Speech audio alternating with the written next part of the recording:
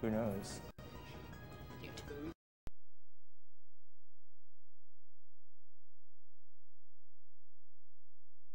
God tier skill. Dude, this game is RNG. I need to make sure my phone's on vibrate. Nope, it's not. Well, no one was here to Unleashed either. That was like one of the best ones. That was amazing.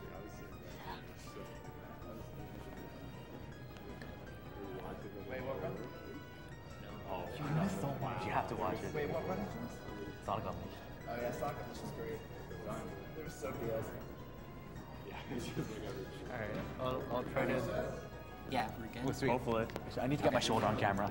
There you go. Yes. There you go. Yes. Alright, it's official. It's official. Alright. My shoulder is on camera. You good? Okay, 3, 2, 1, go.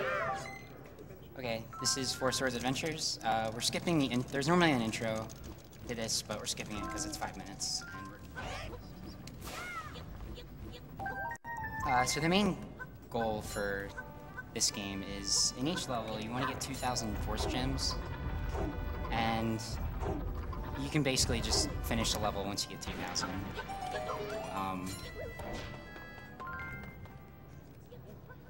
So the reason for that is because there's a barrier at the end of every stage that requires you to have 2,000 Force Gems. Yeah. If you don't have enough, then when you try to break it, it'll send you back to the beginning of the level. Also, when you get the 2,000 Force Gems, your sword gets powered up and it's more powerful.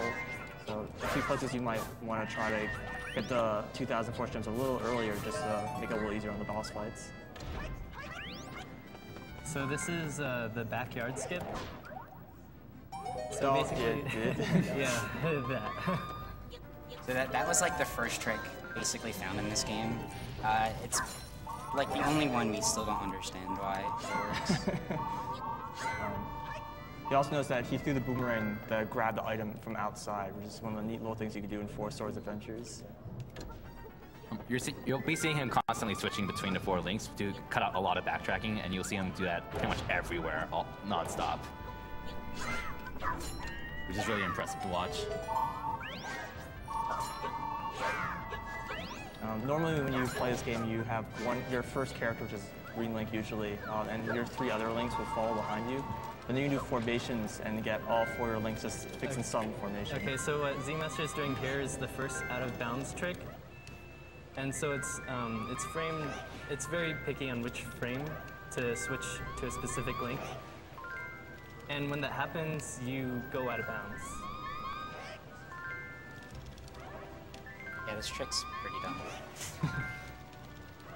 Shoutouts to Frame Perfect tricks. Does this game run at 60 FPS? Yeah.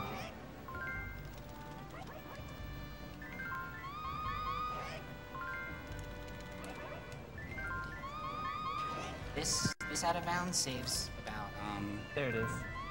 like 2 minutes or maybe like 1 minute. Nice.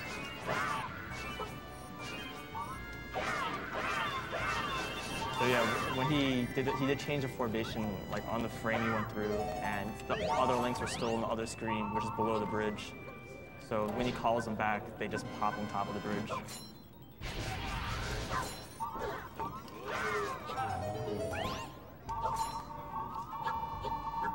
If you don't mind me asking, does a jump slash do any more damage, I'm guessing? It does the same amount of damage as a spin attack, but when you're hitting like bosses and stuff, for some reason the jump slash in the box formation doesn't work. So you see there when I got 2,000, my sword got powered up, and that's basically what you need to get rid of the barriers at the end of each level. If you don't have enough, you hit the barrier and it basically just teleports you back to the beginning, but you had the same amount of Force Gems. And then as soon as you get 2,000, it brings you to the end again. So if you don't have enough, it's not really too big of a deal. Some levels is really hard at getting Force Gems for a while, so it can be kind of brutal. Yeah, like that first level is actually really bad. When you kill the boss at the end, where all those gems rain down, it's completely random, like the amount that actually comes down. And it can be as much as as like 500 gems difference, so you can be short, no matter how much you try to not be short.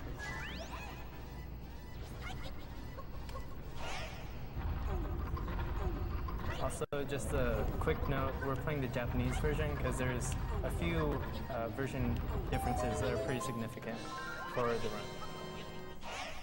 You can see a lot of the optimization between switching to the links. Yeah, so here I'm pushing the block like on the edge there. You can kind of like squeeze like into the block when you use a formation against it. Oh yeah, that's silly.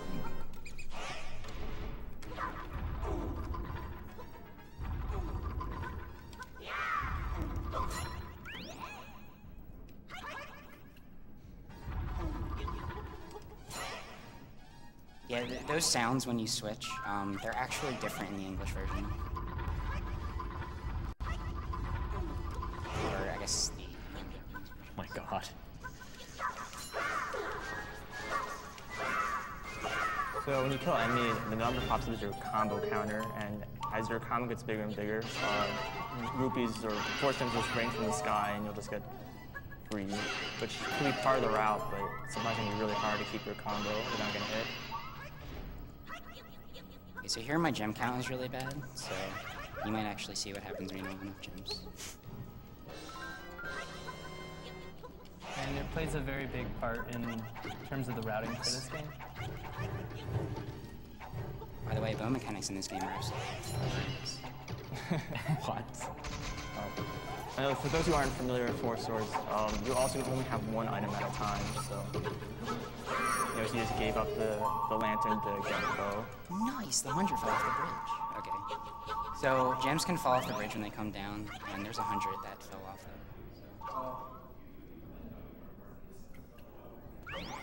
The purple's worth more.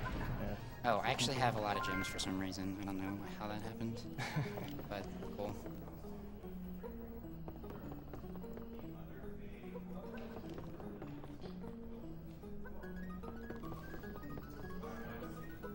So would it make any difference if you actually played on an SV with this?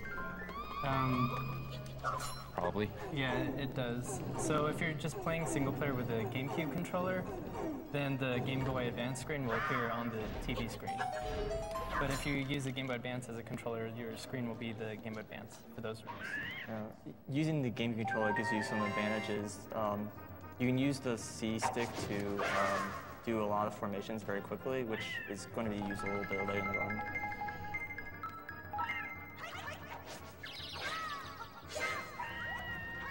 And also holding items like that pot right there allows you to skip text for picking up large force gems, which saves time. Yeah, you get a text at first when you get a big force gem, and every time after that, there's like a little 1 second animation of Link picking up the force gem. But if you're already holding something, then it just gets it when you don't waste any time.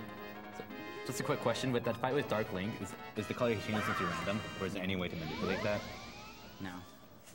It gets pretty bad later. We have a $10 donation from Sky Fisher. Played this game with my brother all the time growing up. Ended up screwing over each other more than beating the game. Best of luck to you all, and hope you get to that print. Yeah, this game is a lot of fun to play multiplayer. If you want to speedrun co-op, choose your worst enemy.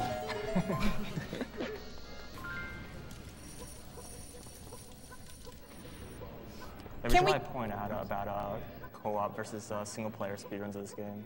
Yeah, so co-op is most likely pretty slow.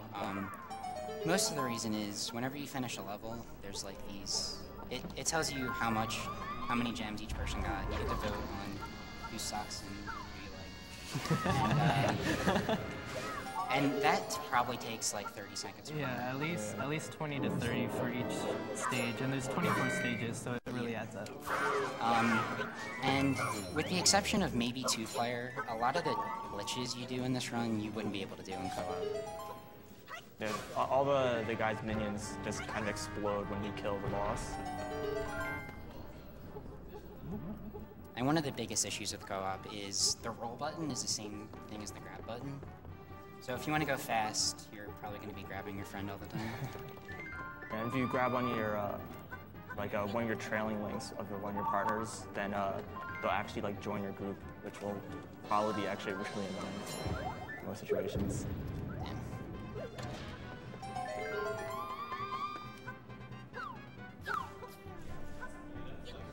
Can we get a quick roll call of who's on the couch, guys? Curry, I'm Curry Master. I'm 26.2. I'm Test Runner. I'm Zmaster. And I'm like being smart behind the mic.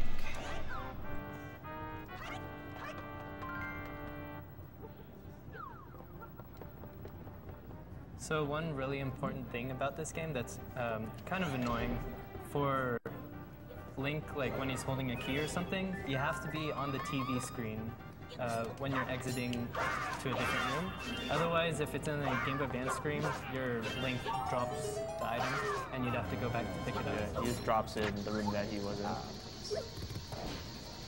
Also, you can just switch between controlling which Link you want to control. Like by default, it's just Green Link, but you can switch to the other ones. But if you're in the Game Boy, then you can't switch the links on the main TV and vice versa.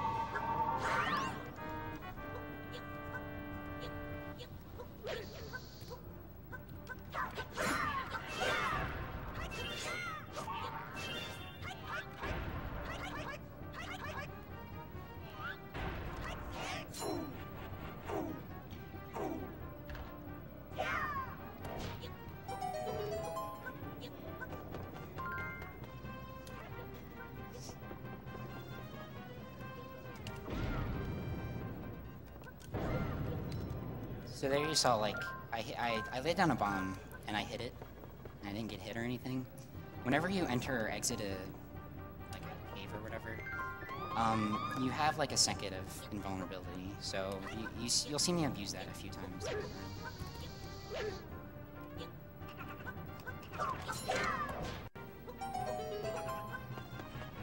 So this room, you don't need a light. Yeah. And the pot you need to hit is showing. Yeah. If you look at the main screen at the top, there's 5 pots, and one of them has a switch which turns on the lights in this room, but if you just memorize the layout, then you just go. Now these Zoras are gonna turn all pretty.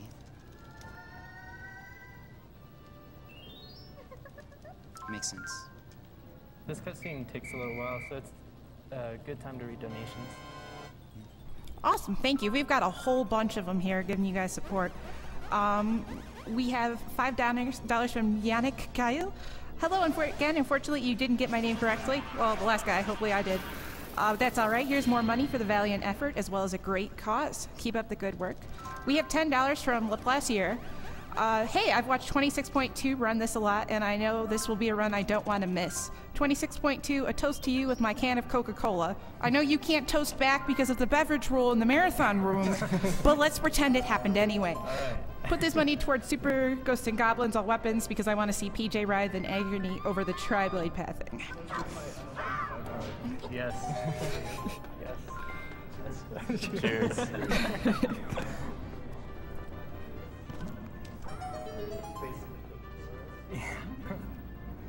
$20 from Hero Fred. Hero Fred here. I'm glad to see this amazing, fast-paced game, speed game in the marathon. Put this money towards Metroid Prime 2 because Miles needs to go practice Grand Abyss. Yes.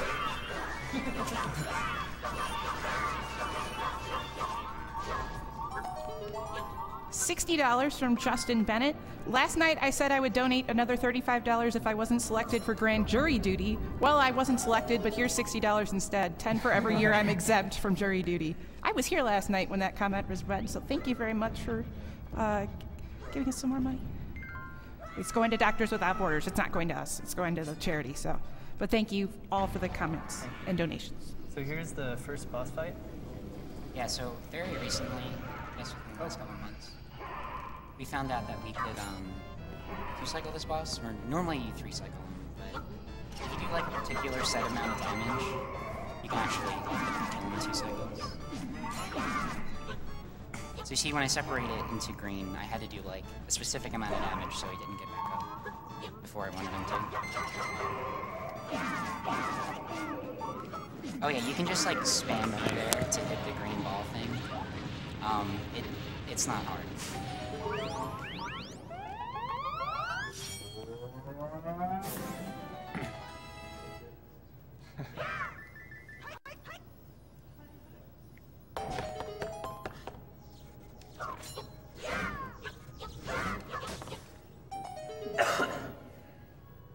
And end of each world, there's a short cutscene, so now's a good time for donations.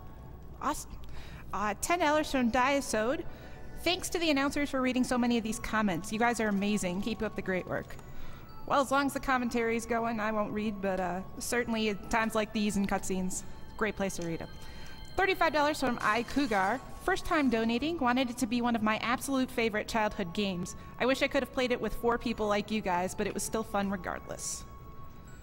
And $35 from Hullander Cooper. Ford Surge Adventure for Life. Keep up the good work.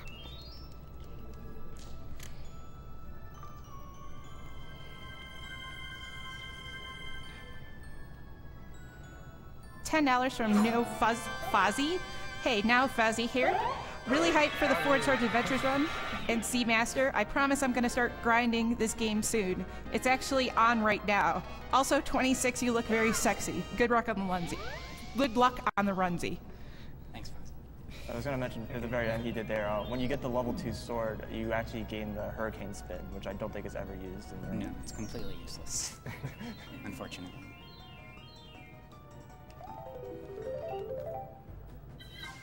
Does it even do any more damage, or? I don't think so. It's pretty awkward too. So. Oh, we haven't like talked about it. If you grab some sort of rock that needs more than one link together, and you change formation while you're lifting it up, it just explodes instantly, which saves like a second or two. Yeah, good choice. And so here we're gonna skip an item. We're skipping the slingshot.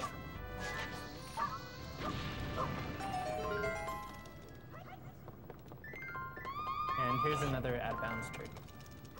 Yeah, so this one's the same concept as in the first level.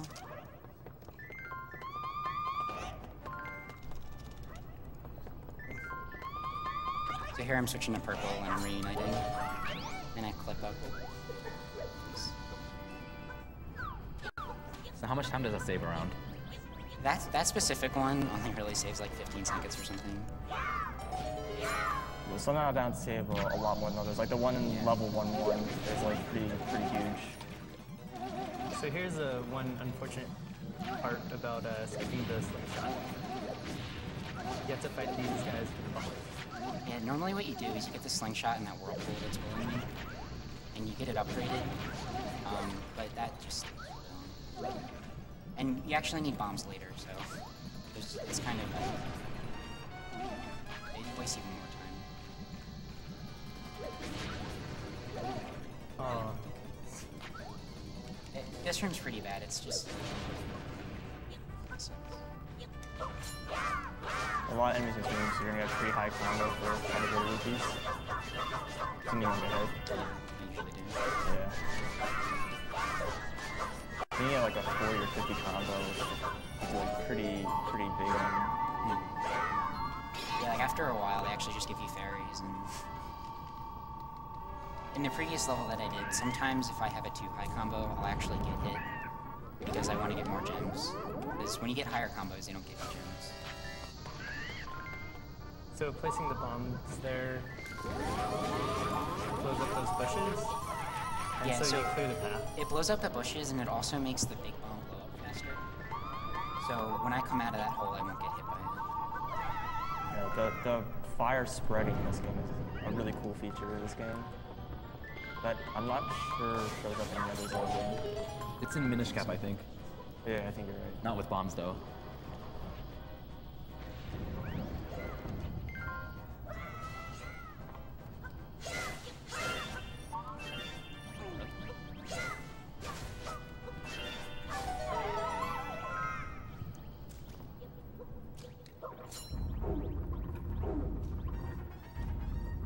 So these next enemies are kind of interesting.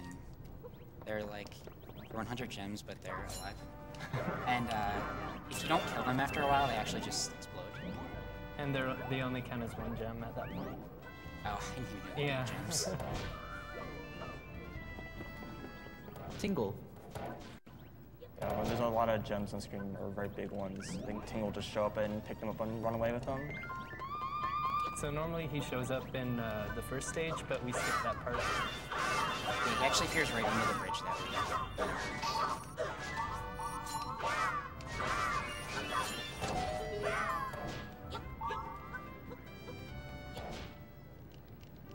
So fortunately, this screen you don't have to actually do anything. You can just run away. Yeah, I think the only thing really on the screen is just, there's a lot of force gems in the water. I keep calling them rupees, but they are in my head. Yeah, so here the color of the links does matter. Meet the lobster. And if you hit with the wrong color, he'll reset. Whenever you hit him, he like stands still, but it's random if he goes counterclockwise or clockwise. So it's really hard to predict where he's gonna go, and it's really easy to screw it up if he guessed wrong. Yeah, this game has a lot of bosses or like remakes of bosses from other Zelda games, like that Manhandla.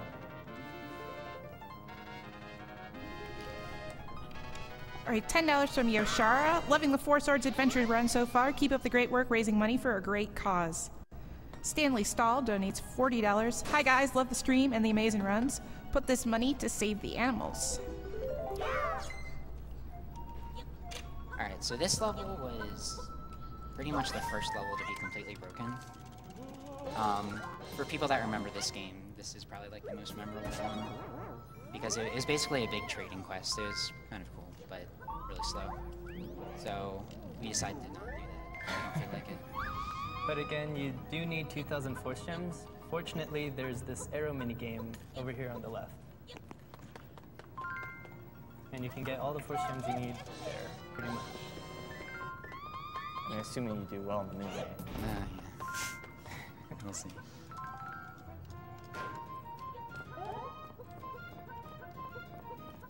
I did not know you could jump while aiming your bow.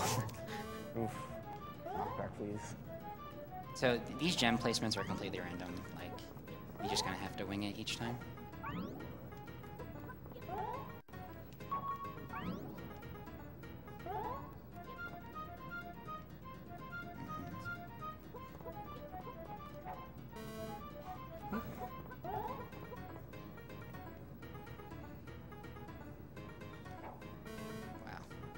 Brutal hitboxes. I don't even know how much I have. There you go. It's getting good. Oh, Okay, there you go. That worked. And it was a lot. Yeah, for people starting out this game, that's like one of the worst parts of their run. Fortunately, this major skip right here actually isn't that difficult. Yeah. So this one pretty much skips everything. It's a formation hover.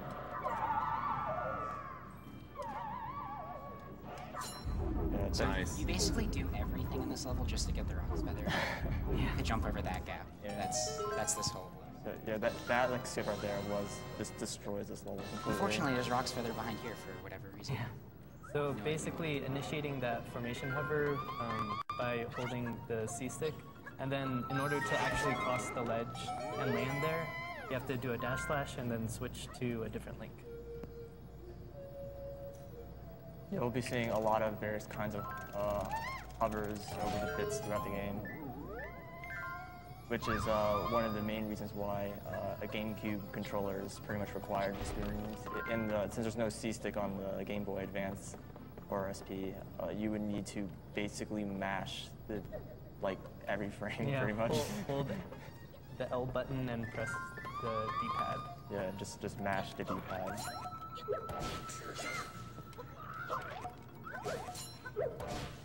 Pretty much impossible outside of tasks.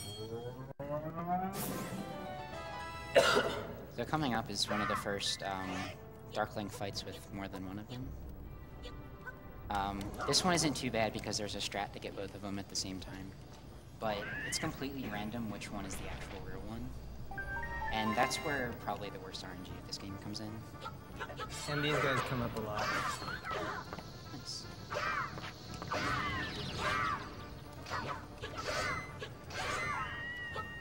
So that wasn't the real one. Please. And like they can go down that teleporter and stuff, and like that. And it's really bad. Like it just wastes. Hi, bomb. Hello?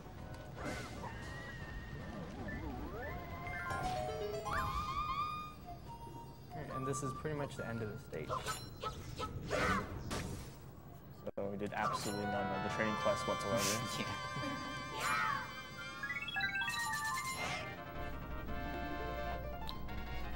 Okay, $10 from Lamp Smithing. I'm a first-time donator, long-time watcher. Been loving these live runs and hope to see more broken runs from years to come. Put this towards the 2-player 1 controller Skyward run. Thanks for doing what you do. Hope to be donating a lot more as well. And I just want to say I've been seeing a lot of that. A lot of first-time donators, long-time watchers. Thank you very much for donating to the cause. And hopefully we'll be continuing to do all these for quite a while. There are more games that come out. There are more games to be broken. We will break them. So this level's pretty broken. You'll see in a little bit. It gets pretty deep. There's a whole section of the level we won't even go in.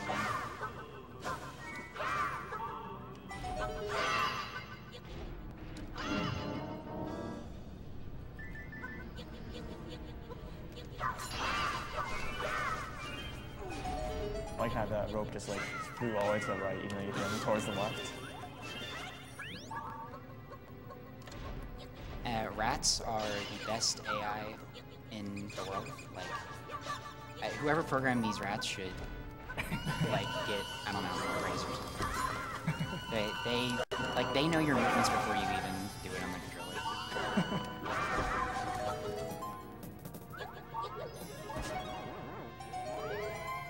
What you did there, since he's in formation, you can roll with 3 of the links, and the 4th link picks up the moon pearl. So you can actually like roll while picking it up. Yeah, as long as it's not the green link, the lead link, then you can keep rolling.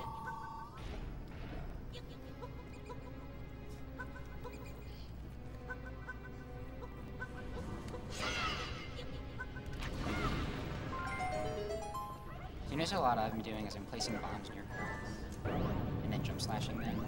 You don't get hit when you are like right next to a crack when you blow up a bomb and you jump slash. So I use that pretty often. So again, there you saw Zelda bringing back all the links because you need the key on the TV screen in order to bring it over.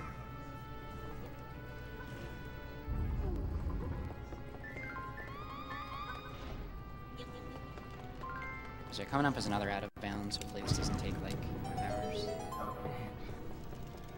And this one skips quite a few rooms. This one doesn't save as much time as some of the other ones, but it's still pretty significant. There's like this whole like maze of rooms you go through over here. But they kind of tease you with the lantern, which is the gold right there. So we're gonna try to get it right away anyways. Oh, there we go. Okay. So there we go. For some reason, so this room to the left is actually above the room to the right. Like if you were to look at the map, it doesn't, I don't know why they put it like that, but that's basically what So when you call the links, they came from above, so came from the door on top, go get the lantern. If it was from the left, then that trigger wouldn't have been done anything useful. So thanks for that, Nintendo. And here's the bow skip.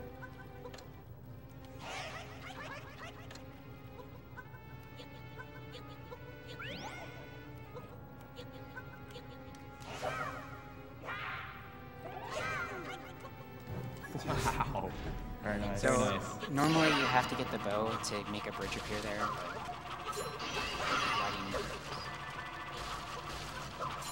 And unfortunately, this room is pretty much an auto-scroller. Yeah, unfortunately. The only thing you really do is those pots will fly you, so if you break them beforehand, it skips this little animation. Takes a few seconds.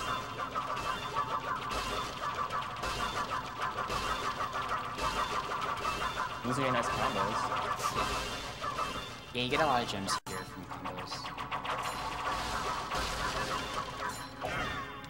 Those statues got me in my first playthrough. Yeah, we saw them coming. And this room's really laggy.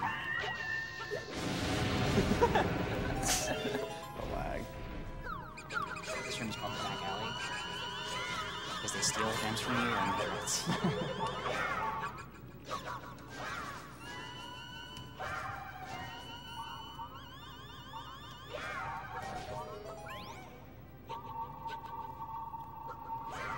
There's a few enemies in the game that will steal gems from you, but most of them aren't really that big of a deal, but there's a couple places later on that can be pretty devastating.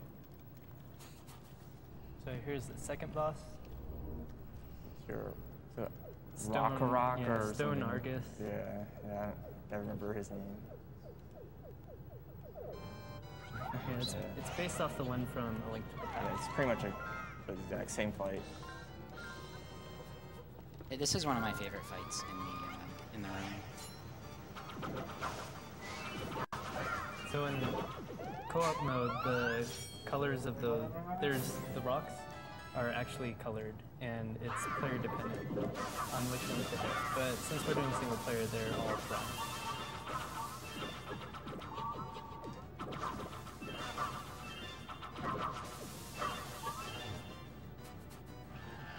So in this phase of the fight, Stone Argus always goes to the top right after he lands.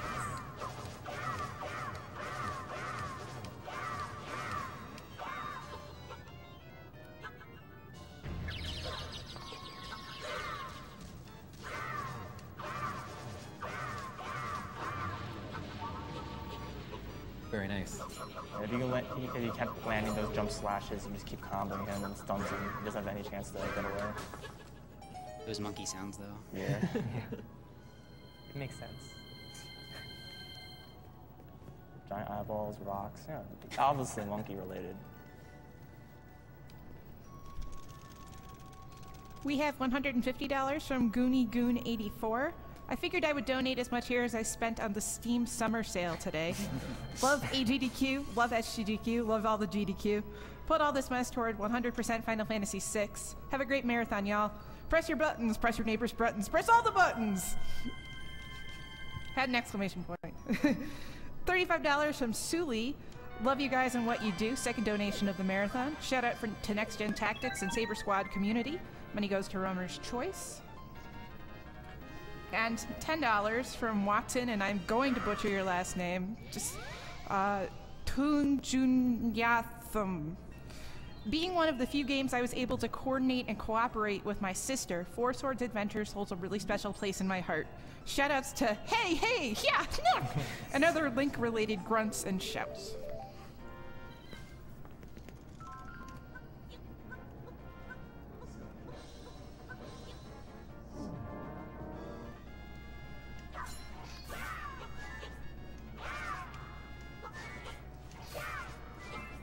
$5 from Chupacabra Rex 4.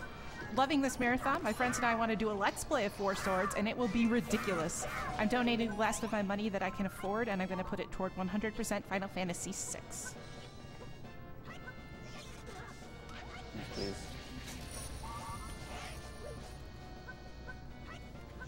Yeah, when you have a link selected, all your other links are just completely invulnerable to everything. So it's really useful because when you're carrying an item, you get hit, you drop it. So what you'll often do is you'll pick up an item with one of your other links and then switch to a different one. So the nice thing with the arrow, you can actually fire between two objects and hit both.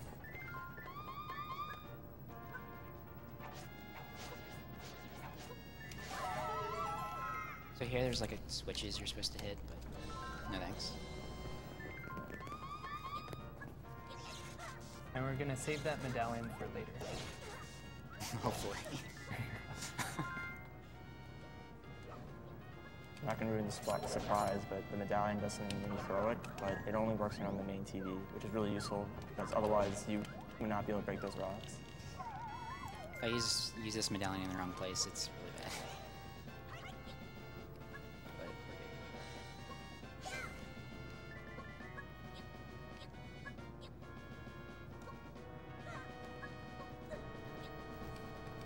So this room, in order to do this room normally, you have to push that house around the whole screen and use the fire to kill the whirligigs. Or just throw the medallion and kill them all instantly. Yeah. Now we can kill these guys with the hammer. Just kidding.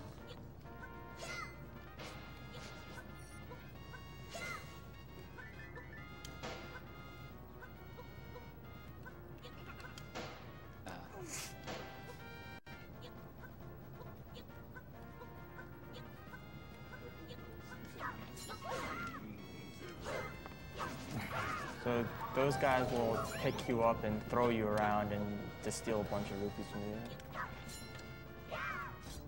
Yeah, these guys can throw rocks, they can grab you, and they'll do all sorts of things.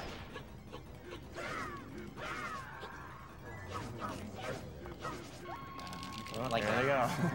It doesn't really matter too much, but it's kind of annoying. Very So coming up is another out of bounds trick. Oh, don't hit me with that rock, please. So there's actually a medallion to turn all those guys into a blob, but we're just gonna skip all of that. It's kind of like the medallion level. You see the different kinds. Like you see Quake, you see Ether. And this trick is called the super jump. Yeah, so do what I did before and I get up here, and then this terrain isn't very well built. So that's what happens. Ooh. Nice. Okay, so this is what happens when you die. It's only like 11 seconds or something. Dying doesn't really matter in this game. Yeah. As long as you have a fairy, you can just continue, Yeah. and you have so many fairies that it's pretty much infinite lives. You just waste a lot of time, for like 10 or so seconds. Yeah. Except later in the run, we're gonna die intentionally. 3 times.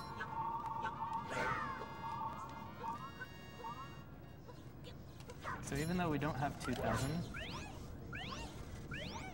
Boom. there's a lot of gems there. There's a lot of convenient levels with like a bunch of gems places where like you can skip stuff without having to worry about gems a lot. Yeah. But you can very easily, if you aren't paying attention and playing this your first time, you might hit those barrier before checking the rock, and you'll just get sent right back to being in the level. Don't ever get the chance to get that 800 rupees or so. We have $10 from Steel Egg. First of 3 donations. Hope to see you guys beat the 1 million of AGDQ. It was fantastic to see everyone get so excited when you hit that 1 million mark. Good job, guys. We gotta work, man. If we want to get to 1 million, I don't even think we have 100,000 yet, so gotta keep donating, everybody. I was trying to skip the L there, but whatever. I actually don't even know really how to do it. Yeah, the neat thing with this stage, there's a lot of item management with these water jugs.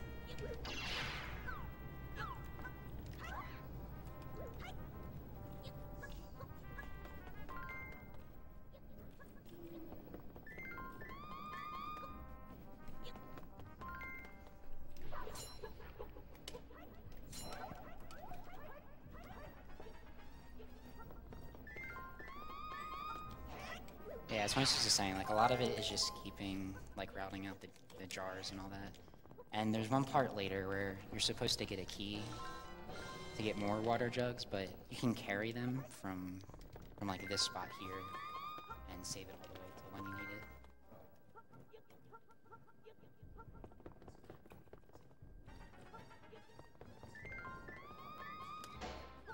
Although most of this level is just like a puzzle, so there's not really much going on.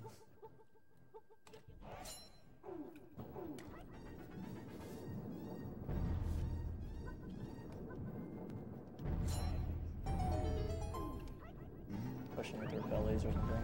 So here I'm using the invincibility from the gem cutscene to make that rock go past me.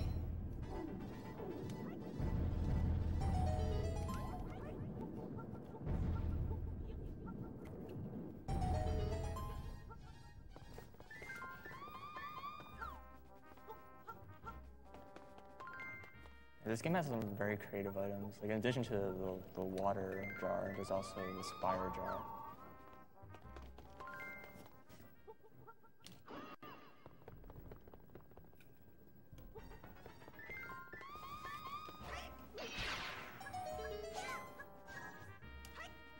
Here you get to light some bombs.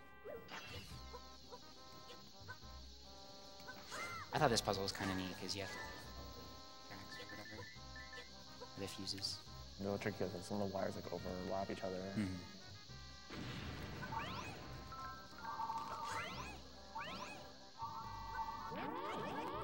Sometimes Tinkle actually comes over and then he gets blown up. It's pretty funny.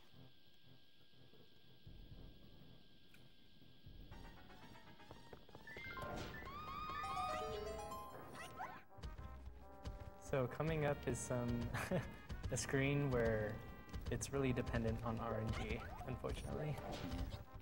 I basically just have to wait for these to go in the hole. The first ones aren't bad, but okay. Oh, nice. I got perfect luck. Marathon luck. Yeah. Not sure that's what marathon luck means, but okay.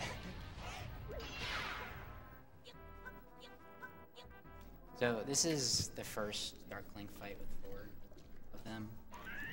And they're just, besides a couple that have like good strategies, this one is just horrible. 'Cause, first of all, you have the hammer, which is just like the worst item for these guys. Oh, cool, I got lucky. Oh, nice.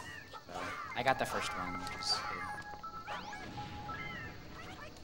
But there's, as far as I know, there's no way to tell which one's the real one. You just have to guess.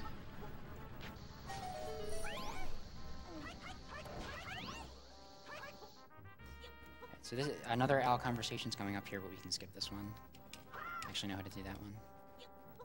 And strangely, the boss fight is actually in this one, the second stage, instead of normally the third. Yeah, I mean, there is a boss fight in the third one, but it's barely a boss fight. But you might recognize this guy.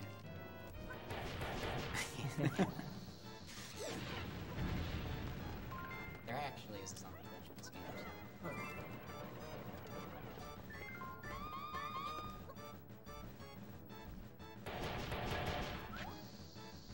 This guy's not too random. He can come down sooner than when he did there, but that's pretty much all the RNG that comes by with him. Which is surprising considering everything in this game is based.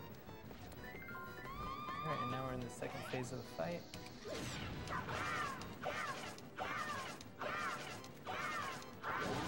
Nice, you got the one cycle. Nice. I haven't gotten that far.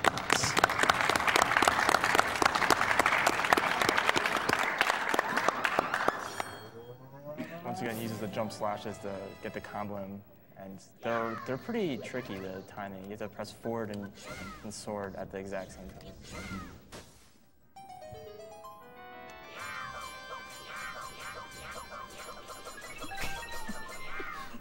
We have a couple more donations here. $35 from Phil Nearser, another first-time donator, long-time watcher. The Zelda runs have always been some of my favorites at the GDQ events, and Zmaster's Four Swords Adventure run is proving to be just as entertaining as prior GDQ Zelda runs. Putting this donation towards Final Fantasy VI 100%, because 6 is the best Final Fantasy. $5 from Mark11. Hey chat, listen. Go to GameZenQuick.com. You scroll down the page, click that big donate button, set the amount to $5 in the new tab, and click once more to donate. That was a donation comment. That wasn't me plugging it, but I agree. And then $5 from Mazuolo. Is this the box where I put the stuff that you read? Yes. Yes, it is. You can send another $5 and then put something else I can read to compliment the runners or go toward a game or anything like that. Here at and you can hashtag us at SGDQ 2014 on Twitter and keep up to date with everything and talk to each other and do all that fun Twitter stuff. This is a trick you'll see me doing in a couple places. But, I mean, there's really nothing to explain. Whoops. There's nothing really to explain. It's just, I basically just do a formation in the air, and then jump slash, and it gives me some momentum to get to the other platform. Normally can't reach. What you normally have to do there is you do this whole, like, tile room with, get the Rock's Feather, and it's really, really slow. Yeah, the general idea is that when you change to your horizontal line formation, your links will extend towards the right. So when you are jumping right, you'll have like 3 more links over squares, and use the jump slash just gives you just enough space for the rightmost link to land on the platform. It's also a little bit weird how, depending on where you fall, that'll determine which platform you're placed on. So that helps out for the skips. Yeah. Unfortunately, since the formation only can go to the right, you can't do a left direction. That trick only works in one direction.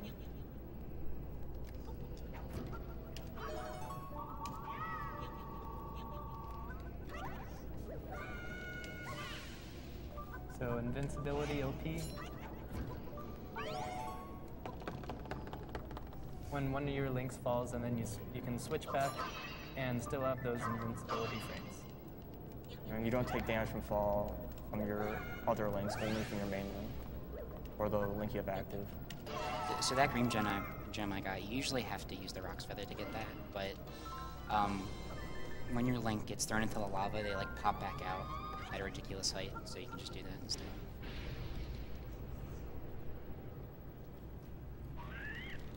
This one is probably like the second worst Dark Link fight in the game. It's pretty awful. With these these flames and stuff, it's...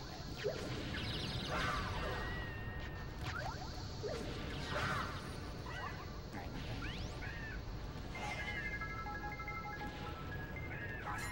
dude, why are you jumping over here? Alright.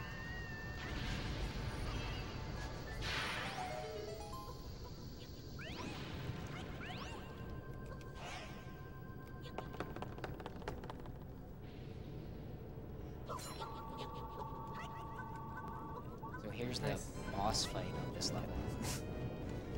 Which, I don't know. I guess this is a Zelda 1 reference if you really want to. It's about as exciting as the original Dodongos. No. What really sucks is that they didn't keep in is the quick kill for the Dodongos in Zelda 1. Yeah. That would have been really nice. Particularly since they decided to make 3 of them and give them like extra health. It's completely random, like when they decide to open their mouths. So sometimes this fight is just. Oh well, I'm gonna miss it.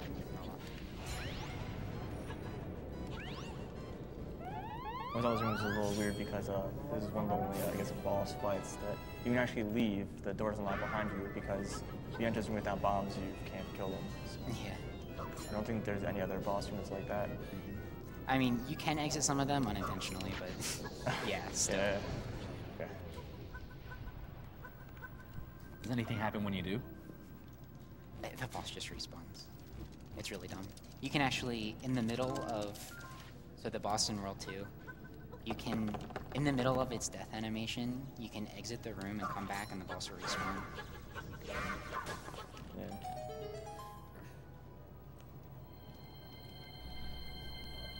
Just to let everyone know, there is a language restream in French at jeuxvideo.com. It's Jeux video.com. And then a German restream at twitch.tv/exe_DE.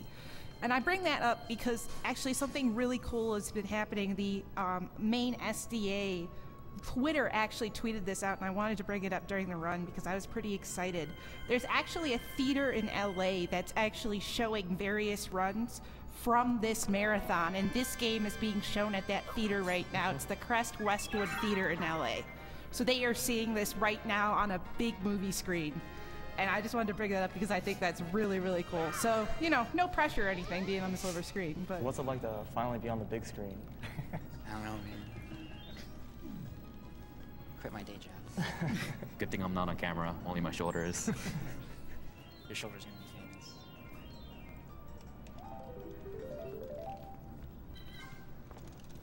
There's some pretty cool stuff coming up in this stage. Yeah, this level's like really broken, and it doesn't even use a single glitch. It's just like, I guess, bad design, or it's not really bad design. Just like they didn't think it through. Oops, I'm supposed to protect her, right? Okay. If she dies, then you die.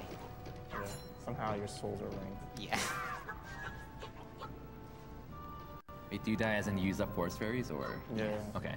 It just does the death animation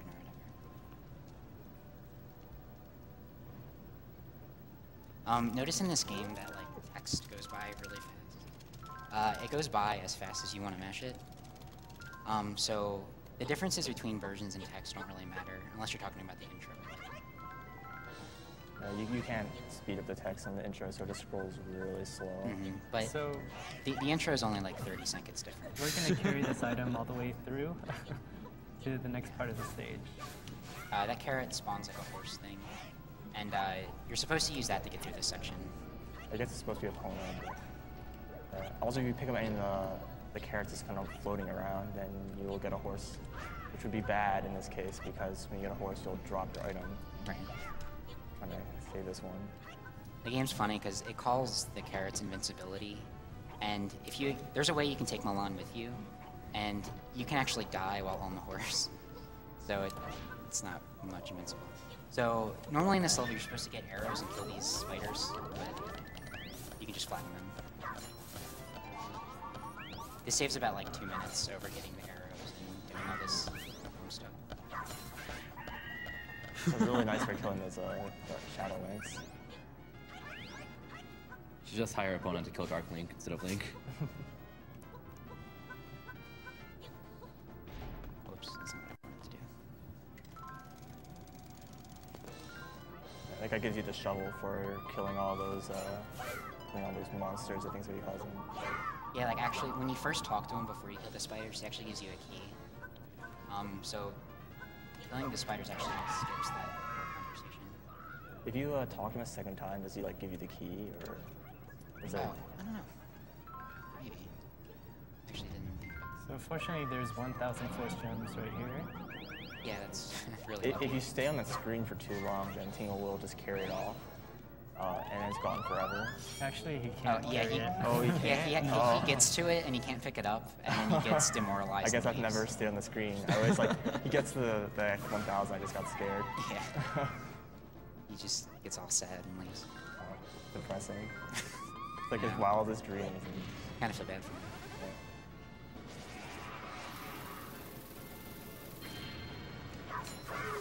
Special announcement for you guys. We have reached over $90,000. Nice.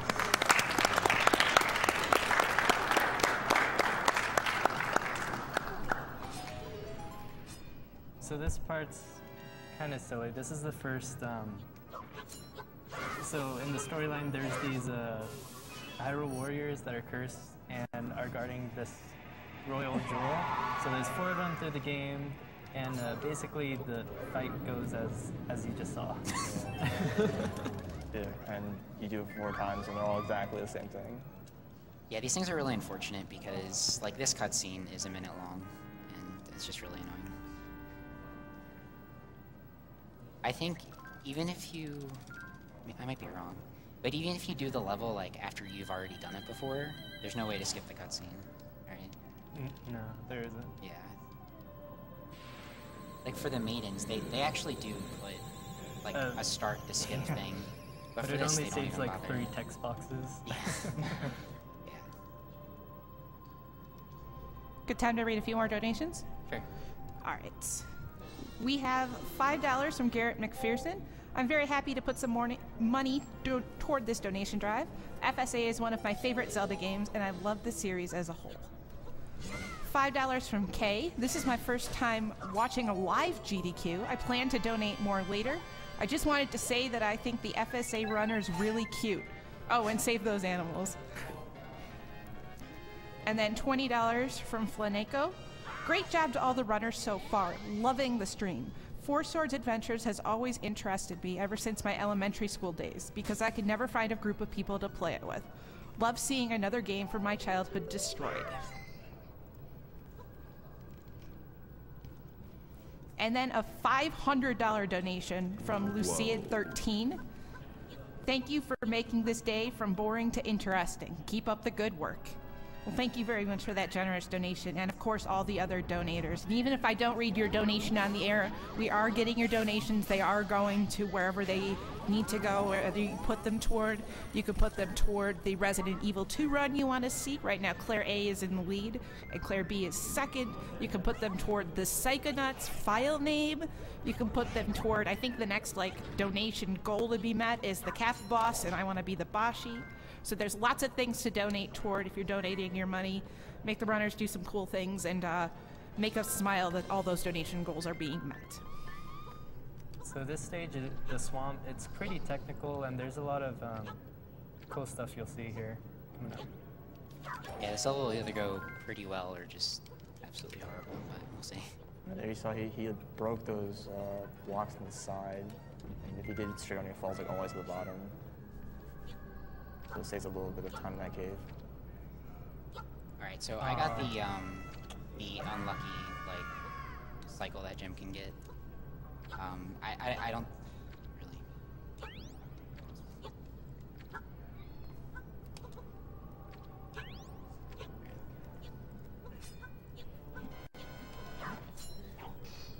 This next trick coming up saves 2 seconds, and it is not worth it. But I do it anyway. Nice. Nice.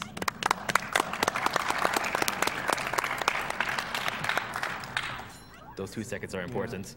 So that was the first lily pad skip, and there's the second one.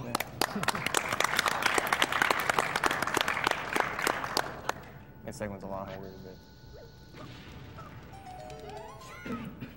Around how much time does the second one save? I think 20 seconds. Yeah, It's pretty significant. Oh, wait, the second one or the first one?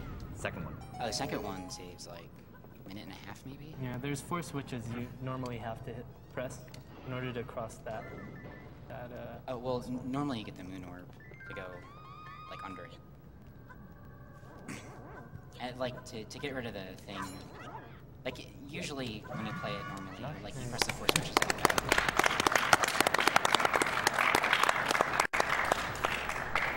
I'm telling you, marathon mode. it's actually a very difficult level, so it's really awesome that he's hitting all those. I've never hit those 2 tricks first try, like, in runs. Pretty much.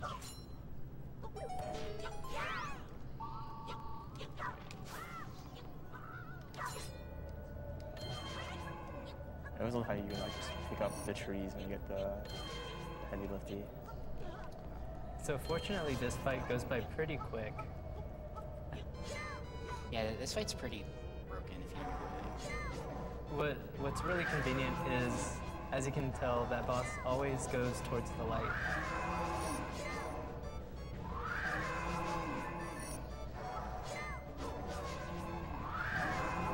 Oops. The bosses in this world are they're pretty crappy. Like, their HPs and the amount of hits, they don't, like, take damage per se. It's just like, oh, you hit these guys 9 times and they die. So the bosses are pretty slow, unfortunately.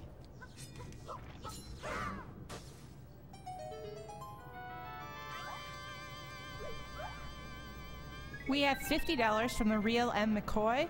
I am sitting here writing my graduate thesis on one screen and watching SGDQ on the other. Thanks for keeping me sane. I know how that feels. And the other thing I actually forgot about things you can donate toward. There's actually some bonus games you can donate toward. You can donate toward Bucky O'Hare Hard Mode, and if you've never seen Bucky O'Hare Hard Mode from AGDQ 2014, it's insta-death waiting to happen. It's a crazy run. That's $445 out of a $1,000 goal met. And then there's a mystery game headed by PJ. If you're familiar with the marathons, he does crazy stuff. So you should definitely check that out. That is $2,989 out of $3,500. So if you're looking for something to donate toward, you can donate toward the mystery games, or the mystery game and Bucky O'Hare Hard Mode as bonus games to be added on to the marathon as well. You really do not want to get caught on this level. Yeah, it's pretty Definitely. bad. Yeah, it's like the Wind Waker when you're on Forsaken Fortress and get thrown in jail.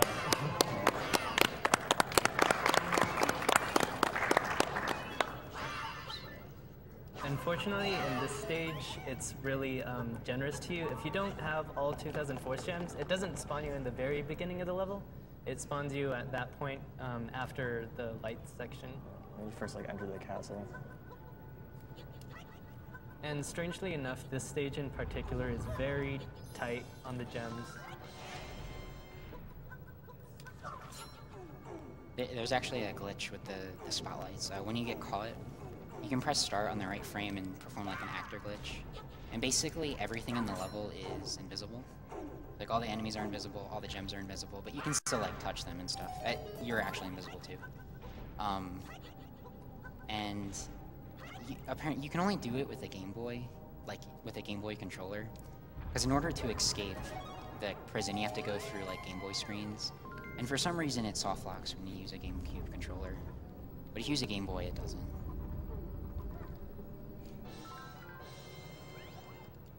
That's a lot of bows. Yeah, they want to have 4 of every item because you have 4 players. Each person will have their own item. So this spot, you just memorize the route, and it works every time.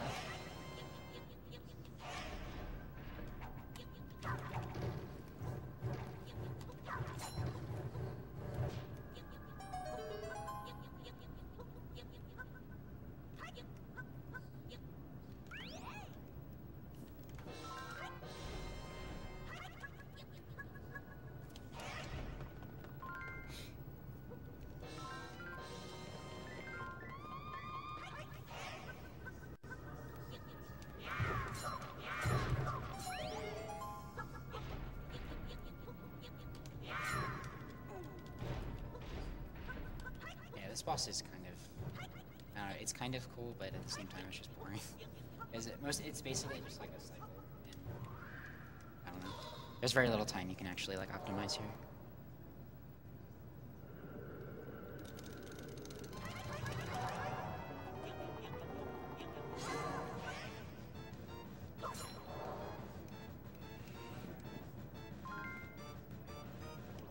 Like I was saying before, this guy, like, he doesn't really have HP per se. You just, once you hit him 9 times, he dies, so there's really nothing else to do.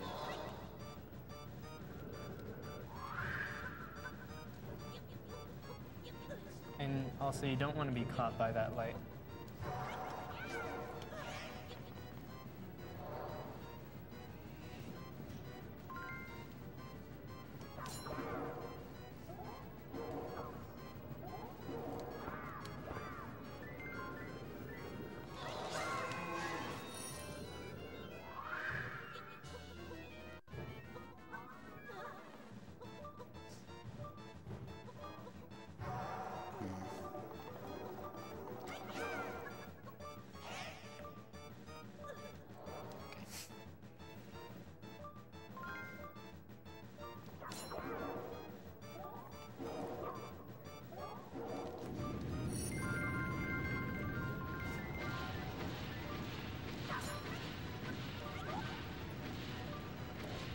This guy isn't very nice about his gems either, because he throws them all over the place.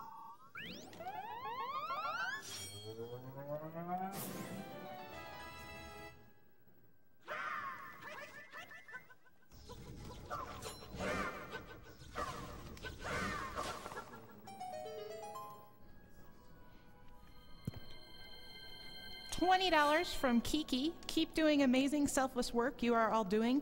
Thank you for all that you guys do. Also, adorable runner is adorable. $50 from Josh M6. Love Zelda, love Games Done Quick, love donating to charities. I love everything. Thanks for doing this. And thank you very much, Josh, for donating and all of the donations. We are getting all of your donations, whether you hear them read on the air or not. We just get so many that sometimes we don't have time to read them all. But thank you so much, everyone, for donating, and we've raised over $90,000 so far and hope to raise more over the course of the week.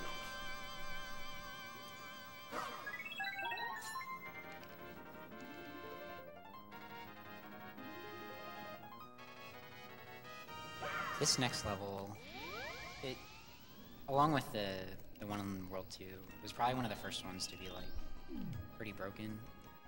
Unfortunately, like, so you can get to the end of the level in less than 2 minutes probably, but it has a big problem with getting enough gems. So you actually don't save a lot of time, which is unfortunate, but you basically just burn everything.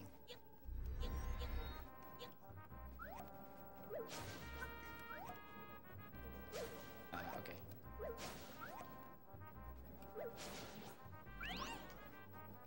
Fun fact, that 100 is not in the official player's guide for this game. Super secret.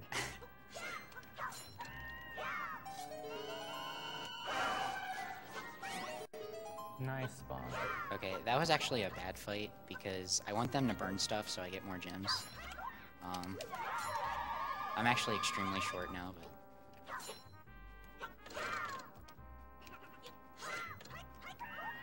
So again, you saw a formation hover.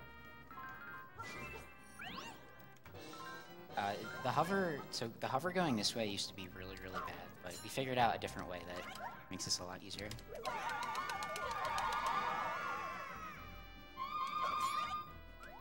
Doesn't really make any sense, but it works.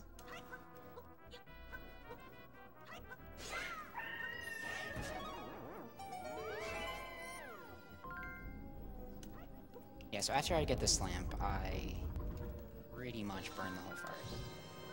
Oops. Oh, come on, get it, get it. Yeah, I'm kind of scared. Alright.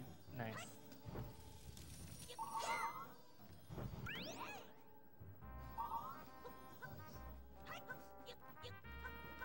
We're gonna kill some wildlife and burn some bushes.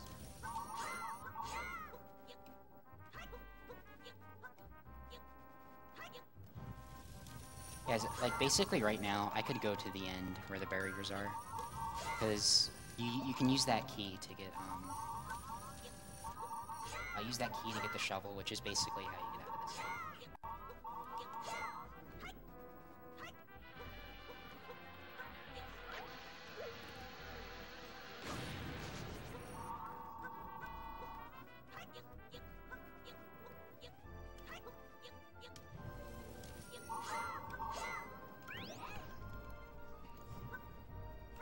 Whoops.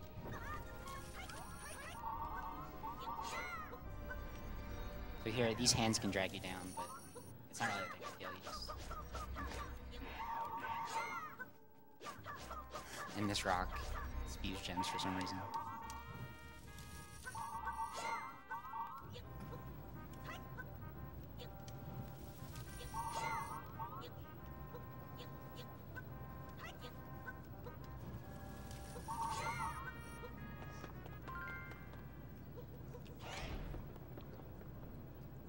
So normally when you do this level, you get the power bracelet, which lets you lift up trees.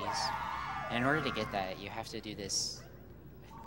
You go to one of those Deku scrub guys, and he tells you what items he wants in a specific order. I'm really glad that we skipped that, because that means I would have to learn to read, like, Japanese and stuff. Yeah, not just that, Really the list unfortunate. is really all RNG.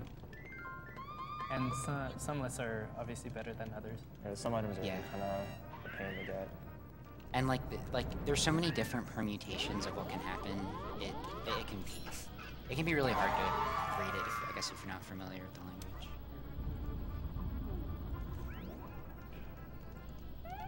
In the next level coming up, I actually used to have to be able to read some of the stuff, because there was this like shovel minigame where you had to find a hole that was randomly placed, and the guy would tell you like left or right, up or down.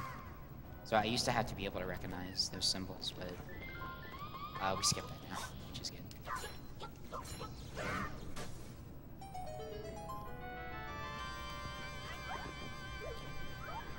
$35 from the Seawolf One. Yo ho ho! Hope the tech crew and the behind-the-scenes heroes and heroines are getting their due props and food is being delivered to them regularly. Let us relive the first SGDQ with I Am the Wind. $15 from Clayton Williams. Great to see such a skillful run of Four Swords Adventures. Keep up the good work. And $35 from Oromit. Hello everyone, it's 6 a.m. and I'm still watching. Thanks to all the awesome runners and all the people behind the scenes making this awesome event possible. Okay, so this level is completely broken. Normally you have to get a bunch of thieves and round them up, and then, okay, you get the fire rod and do all this stuff, and you're supposed to make it rain to get rid of that firewall. But you can just get through it. There's something about levels that are villages. Nice. Okay, so what I just did there is called zombie storage. It's not evident what just happened, but I basically stored a glitch called the zombie glitch, which you'll see come up in a little bit.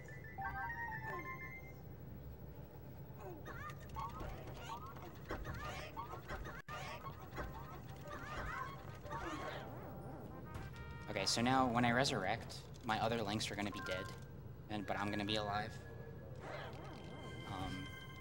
Yeah. So, okay, now I get to die again. Wouldn't be a Zelda game without dying to go faster. Pretty much. If you jump slash your guys, they make a bubble sound.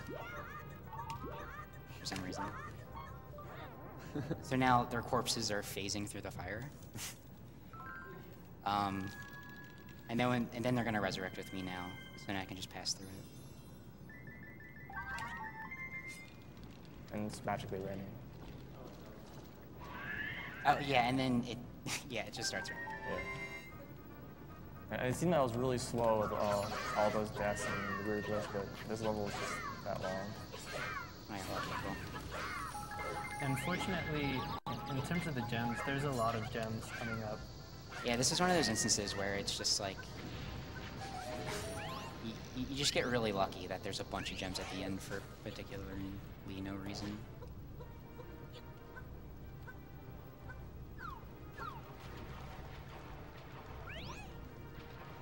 Yeah, I think the sequence break saves like 2 minutes maybe. Even with all that dying and stuff. Although in general this level is pretty bad because that Shadow Link fight is so luck based that you can waste so much time there. Yeah, pretty well.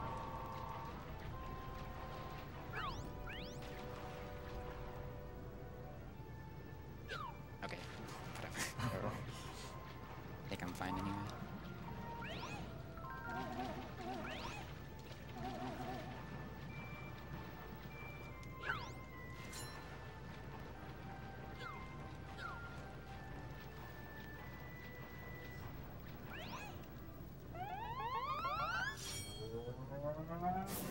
Yeah, like, this level would be pretty horrible if they didn't have all those gems at the end. It's just one of those coincidences. And so here's the second of those Hyrule Warrior fights.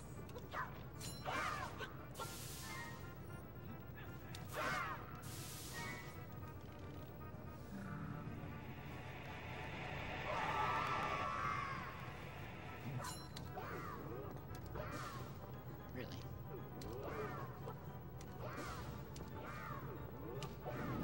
Sometimes those fights go really fast, and sometimes they just take forever. I don't understand those guys like hitboxes. They don't make any sense. You can read some donations if you want. Okay. $10 from Nosada. I'm loving SGDQ and I love FSA. I am donating $10 toward Bucky O'Hare because that game is so hardcore and I want to see it get destroyed. SGDQ hype. $35 from Tyler Odenthal. Haven't seen Forged Swords Adventures before, but it looked so awesome. I had to donate. Waiting on the Final Fantasy VI run, me and my friend will be racing against Essentia and Puaxel from home. More donations are on the way, that is certain. And then $20 from the 44. Killer work all involved. Keep it up. And if you don't mind, I actually have a question for you guys. So I see like with the gems, like they're different colors. Does it make a difference like which link you pick up the colored gems with? No, it doesn't. No, the color just is the amount. Okay, gotcha. Maybe a stupid question, but I was just Oh, curious. no, it's fine.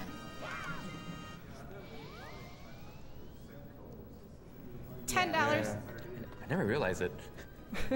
$10 from Zoke. Zelda Forged Swords being played at SGDQ. Half-Life 4 confirmed? Question mark, exclamation point, question mark, exclamation point. I guess the colors being valid after links just proves that green link is terrible and purple link's amazing. There you go. Oops. All those rupees. Yeah, like right there I got like a 50-some combo or something, so you get a Yeah. ton of gems from it. Got like 400 rupees just from comboing. Force gems. Yeah, I know. I'm just like, at this point, it's just like a matter of principle. You just make you calling them rupees. I couldn't help it, sorry.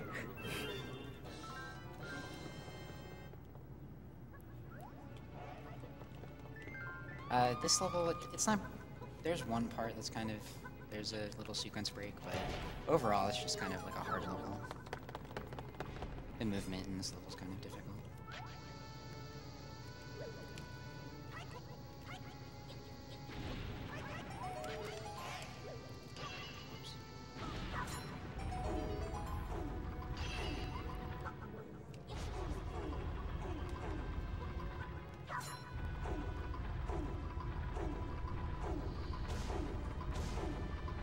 Oh yeah, we're pushing a giant, like, concrete thing.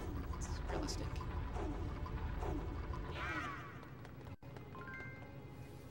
And you can only push that thing once you blow up both the entrances. Because apparently that makes a difference. The Deku Scrub, like when you blow up, move around, he just yells at you. He's like, why did you blow up my, like, construction for Ganon or whatever?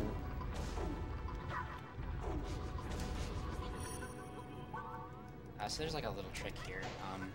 Whenever you like fall down a hole and you're hugging a wall, it'll transport you to where you where you entered the room. I'm just gonna use that.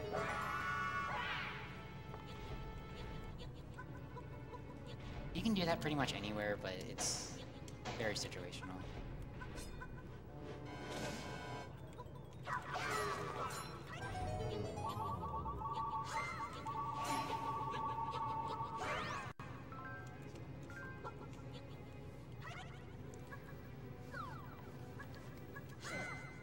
These guys do not like to go inside the hole very much.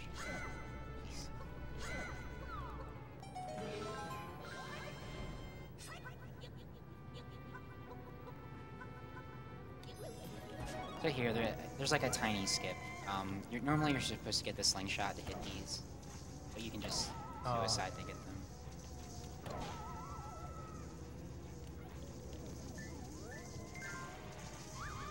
And then in this upcoming room is like the biggest skip here. I think it saves like 40 seconds.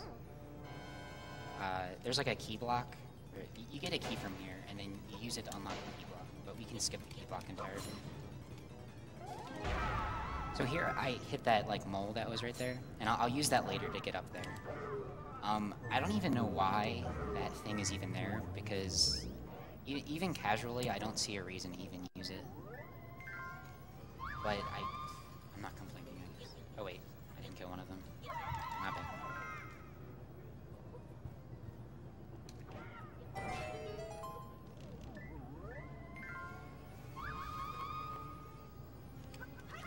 So here, this key is supposed to be used in this room.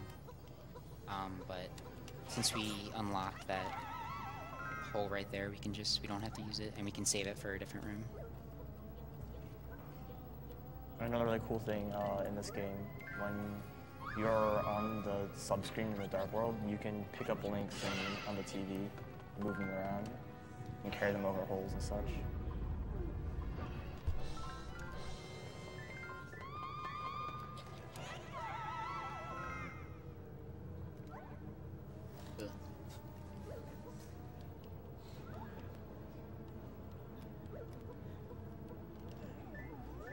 So here, if you hit all these switches, a bridge appears. We're gonna use a pot.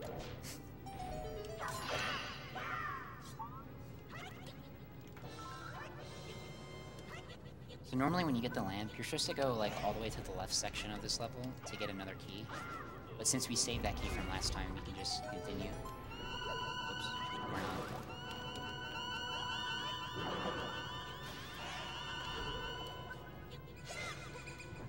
And again, rats have the most insane AI in this game. Yeah, this room isn't so bad with the new route in this room, but it used to be just horrible. Because like this room is so dark and you can't see where they're coming from.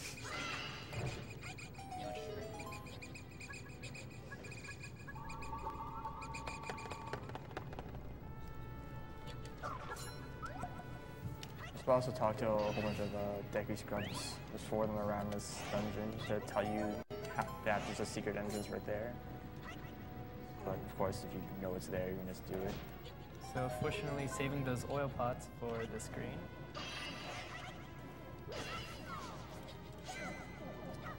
Okay.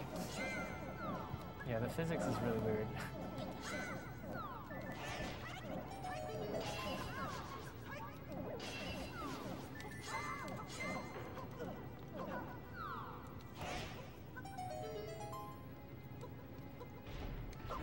This is Phantom Ganon 2.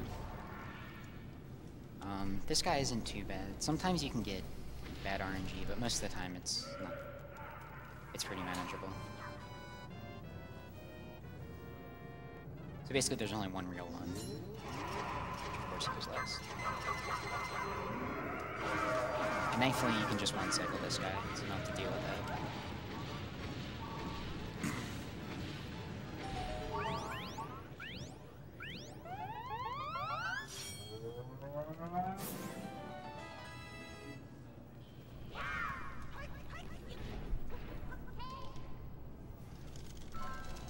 All right, $10 from the Mageling.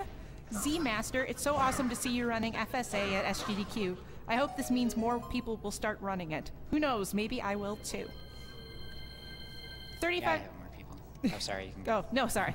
I hope more people run it too. It's a really cool game to watch. It's hard to see. I can't see that far from over here, but it looks really cool.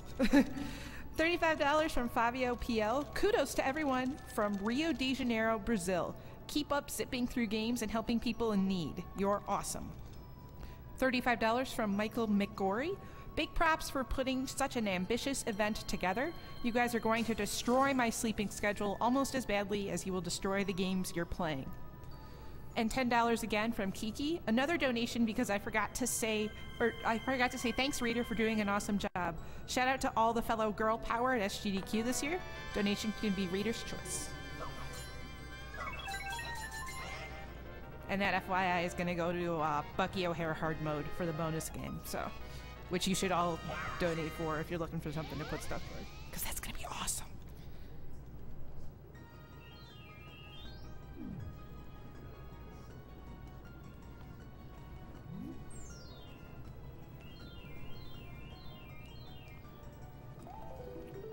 Yeah, if anyone's interested in learning this game, we have an IRC channel on the SRL IRC, hashtag FSA. Usually someone's always in there. And also, since this is the first Zelda speedrun in SGDQ, shoutouts to zeldaspeedruns.com, which is a great resource for all Zeldas, including this one. There's a wiki, and there's also leaderboards on there. Yeah, the leaderboards on that site's really good. There's leaderboards for pretty much every single Zelda. There's also info pages for most of the Zelda games, although they're a little lackluster for a lot of the 2D Zelda games, but the 3D Zelda games are really good on there. The website is probably down, but Yeah. just put it in your bookmarks for later. Sorry, Max. Yeah, it's already normally a pretty slow loading page. So as you can see on the TV screen, in the top right corner, there's a warp that phases in and out. So it's pretty picky trying to get one cycle here. Yeah, the early cycle for this is pretty difficult, especially if that happens. That he didn't die. So I probably won't make this, but it's no big deal. What? What did I hit there? Also, the general puzzle of this level is that you're supposed to go in the direction the wind is coming from. I didn't even know that.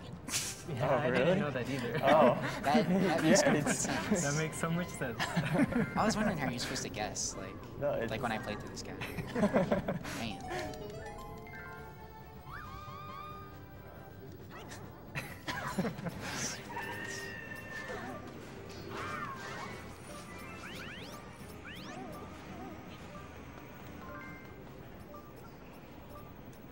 So here is a neat little way to skip bonking. Basically, what's neat about this game in particular, when you're using the Pegasus boots, you can hold A and change your direction while you're using the boots and not stop your momentum.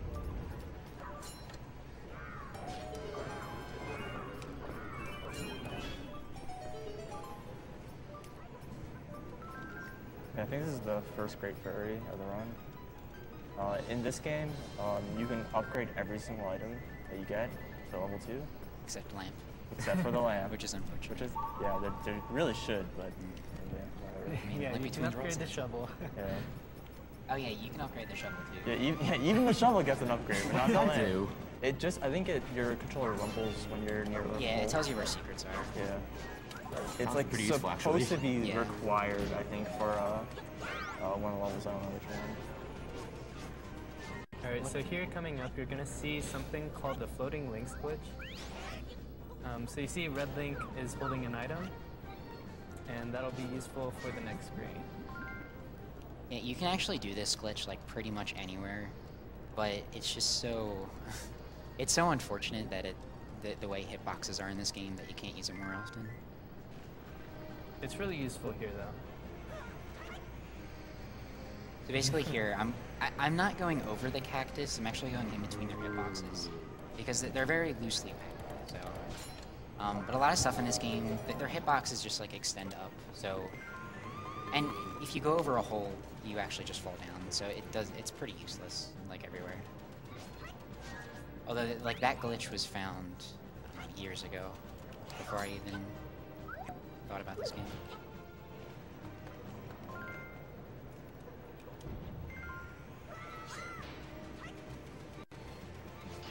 Level 2 Pegasus Bizzle 2 run over holes was pretty cool. Yeah, it's definitely like the coolest upgrade in this game. There's actually a pot here too, but on the Japanese version it's not here. You can, oh, I guess I broke it, but the sprite isn't there, but neither is the hitbox. But if you like swing your sword, you'll actually break an invisible pot. They fixed it in the later versions though.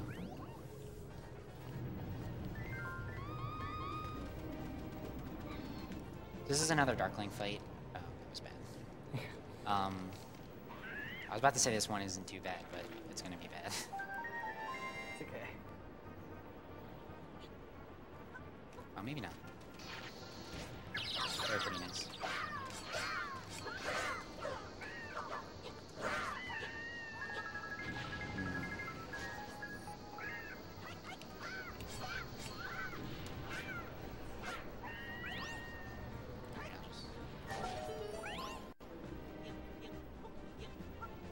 And again, here's another one of those Hyrule Warrior fights. Yeah. So there's one more after this. This one's slightly harder. There's more of those. Yeah, there's like 4 more. The Shadow World has they're kind of anti-fairies in this game. Sometimes the anti-fairies and the like sparks like swap names for some reason.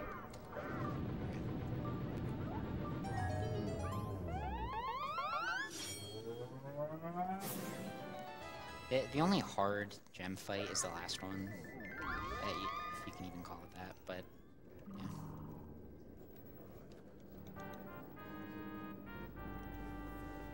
You can read some donations if you want. Yeah, there's a lot of donations coming in for this run, so thank you everyone so much for that. Yurty Bomb donates $35. Got grills outside, a hot dog in my hand, and my favorite stream open that operates for a great cause. Nothing better than raising money for a great cause and watching great games. Keep up the great work, guys. $10 from Francine Kursimus. First donation to support Callistus in the Green Hat and Doctors Without Borders. $5 from P-Bat's Clone. I'm sorry that I can't donate more. Oh, I'm going to edit this a little bit to make it game appropriate, so. Ooh. I'm sorry that I can't donate for more, but I have a date with my girlfriend on Thursday and I haven't gotten paid yet. So I'm a bit low on power gems. Keep it up, love this stream. And $100 from Eason. $100 for Bucky O'Hare if Gary just gets Deathless Run. Well, and a winky face. Well, that is quite the task, but Bucky O'Hare will be certainly an amazing watch.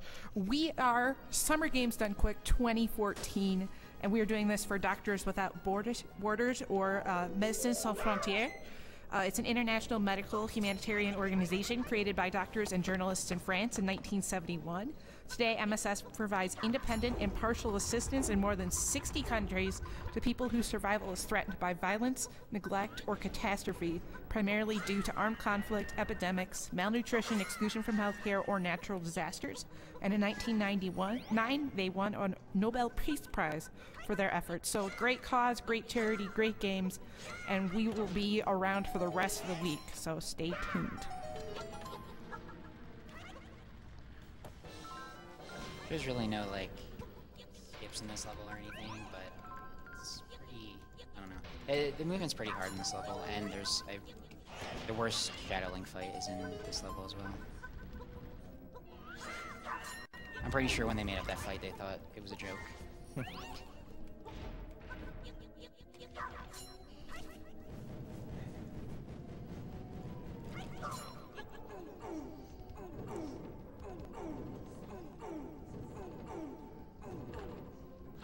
Add up to the barrel beat. Yeah, even though this is pretty much optimization, this part still looks really cool. And there's this coin room right here. Yeah, hopefully I don't mess this room up, but it looks pretty cool when you do it right.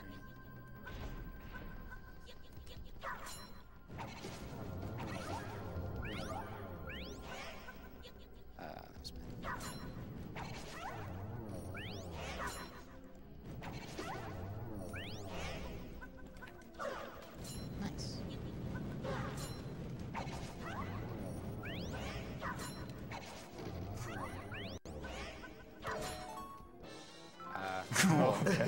I needed that. Never have enough air in this.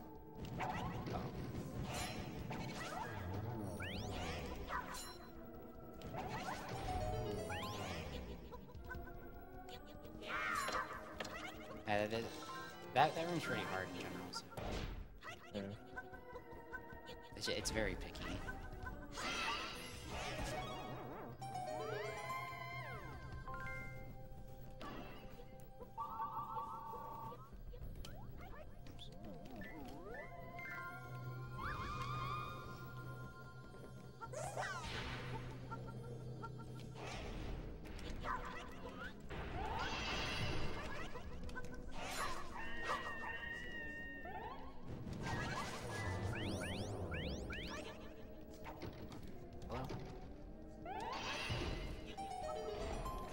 This room is absolutely horrible. The hitboxes just don't make any sense half the time. Like that. Yeah. Almost, please. Oh, did that not go through? Yeah. Are you kidding? Blocked it.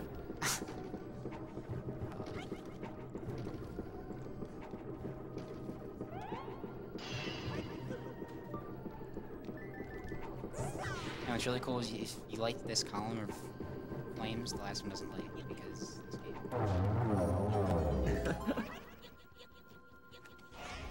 Like, if you do that column last for some reason, that flame doesn't light. But if you don't do it last,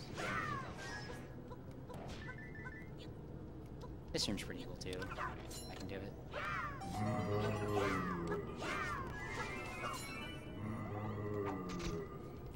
Oh. Hello?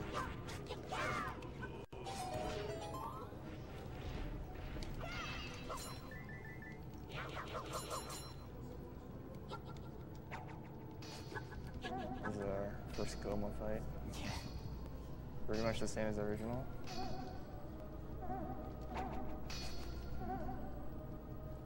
Although, Until he gets angry. didn't the first Goma fight take 1 arrow? Or was that? Did it take 3?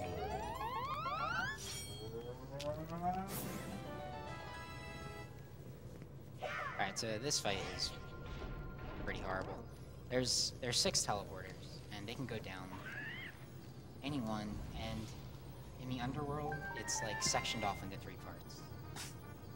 So if you get really unlucky, you can waste like a minute here. You can only get the first 2 reliably, so I didn't get it there. He blew himself up. I'm an idiot. Nice. Okay, so I got kind of lucky that he stayed up. Usually they both go down. Cool. Okay. That was a pretty lucky fight.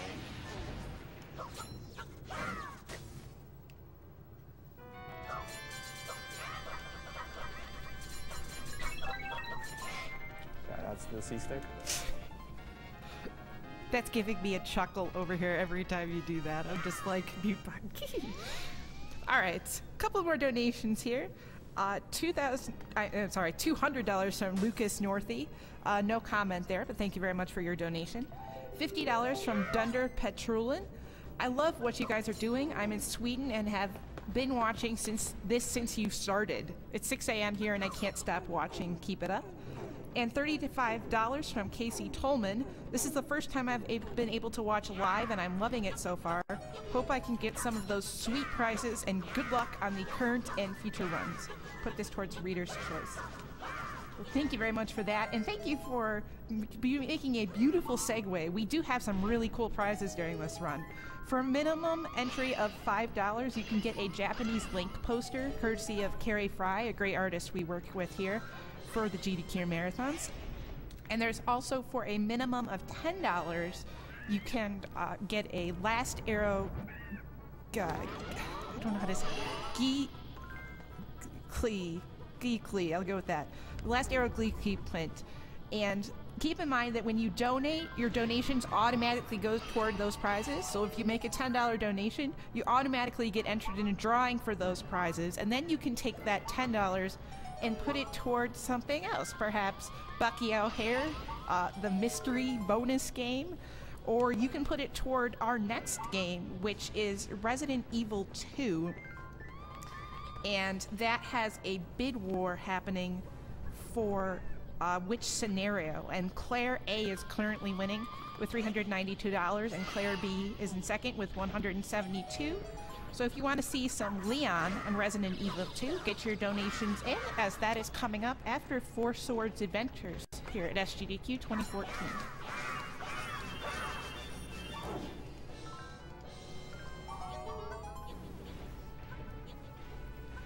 This level is pretty straightforward. There's a skip you can do. So normally you get the level 2 Pegasus boots. You can skip the level 2 Pegasus boots. I might do it. I'm thinking about it, but shoutouts to Dan Ray, who does this every single time, and I don't know why, but Dan Ray is another Four Swords runner.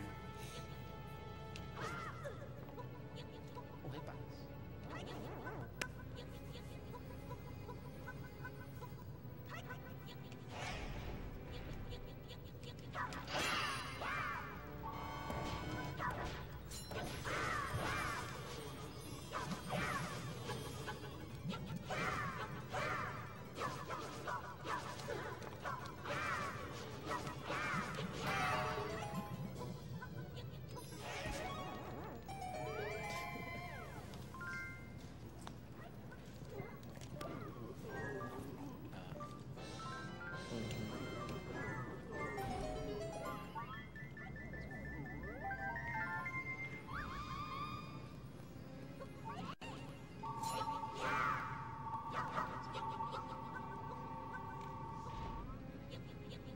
Alright, so normally what you would do is you would go in here and get the Pegasus boots, and then you would go to the Great Fairy to get level 2.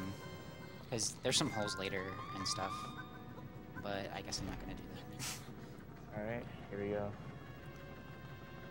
I never do this in my runs because it's hard to save time with it. So if you go in between those, like, there's on the upper half it falls, and then the down or lower half it falls. But for some reason, if you go in the middle, you don't fall for whatever reason.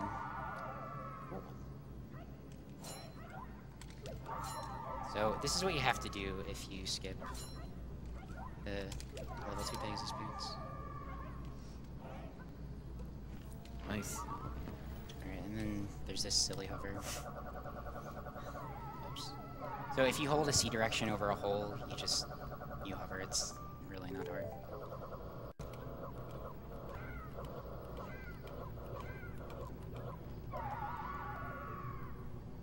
Nice. Hover is actually pretty difficult. Yeah, those things I did, they're not like, well, for me anyway, they're not really consistent, so that's why I don't skip level 2 normally. I mean, like, this route is faster, it's just kind of hard to skip. Also during that hover, I'm guessing you pause to buffer the next direction, a different formation. Yeah, you don't have to. So to change directions in the air, for some reason when you pause, and you change direction on the C stick, it's like 100%, you'll never miss it. But if you try to do it without the pause, it's just like, it's really inconsistent, it doesn't work very well.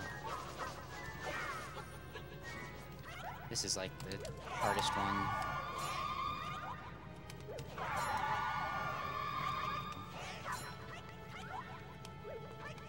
Oops. So normally, if you would have the boots, you would just go over all this stuff. So that's kind of why you don't save a ton of time when you do this. And then there's this boss. It's kind of like Moldorm from A Link to the Past. Yeah. Oh, I forgot to do this. So earlier I got the blue ring, which makes your damage reduction by half. And to avoid like waiting for him to turn the color and then switching to the color and try to get him, you just kind of like suicide hit his tail, so you don't have to worry about what color it is. So getting the blue ring helps, because you get hit a lot in this fight. I'll probably fall down, or not.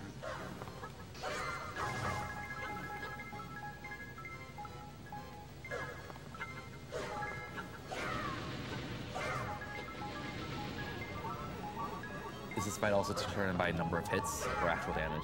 Number of hits.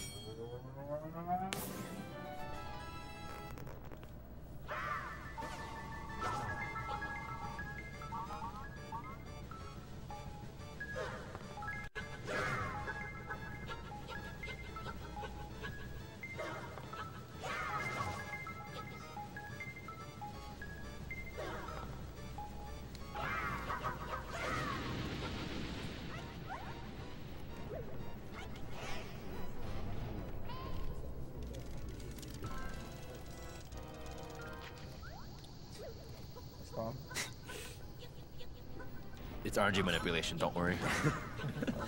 Maybe this cutscene will go faster. I pick up a ball? A really minor thing that he's been kind of just doing throughout the run is normally in this game you can only roll horizontally and vertical. You can't roll any other directions. But if you start a horizontal and then you kind of tilt your controller upwards, like right after you start the roll, then you'll actually do a diagonal roll.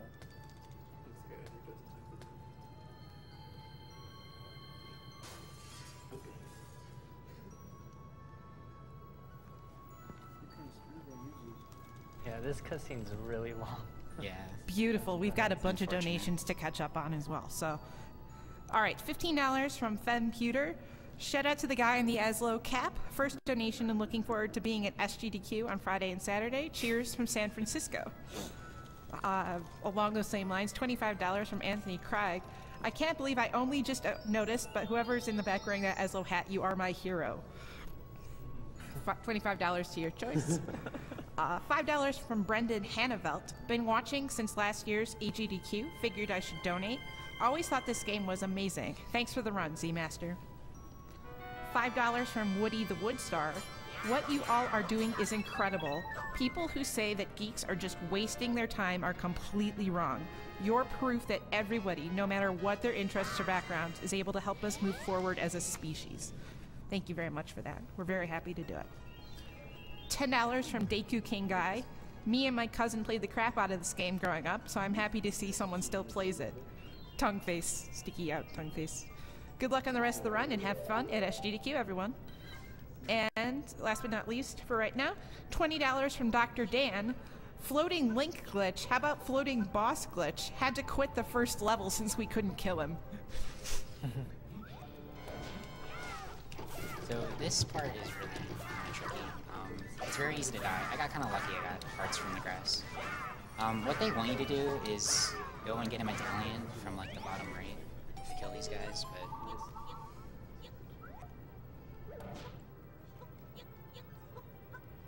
And for these 3 stages, level 7 in general is pretty difficult. oops.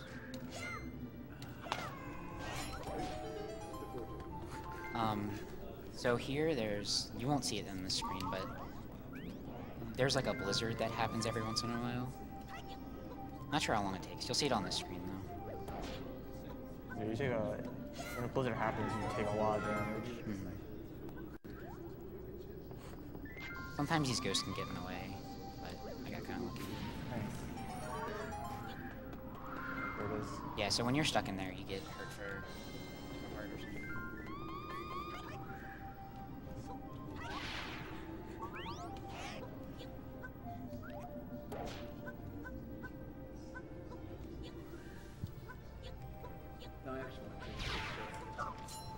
So just a quick note: if you love penguins, you should turn off the screen soon.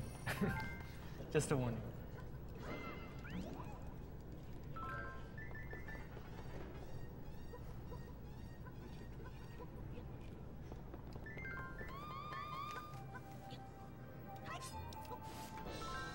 Hey, those break blocks are there. They're already used there. Oh yeah.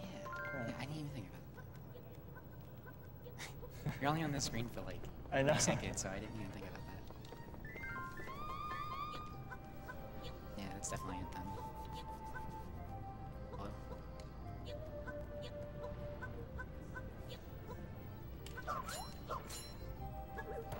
Hello?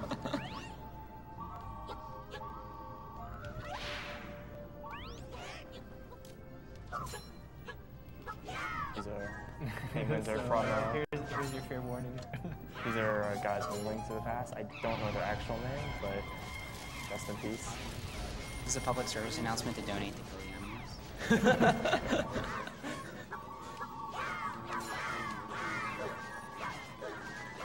I've never actually counted how many penguins there are here.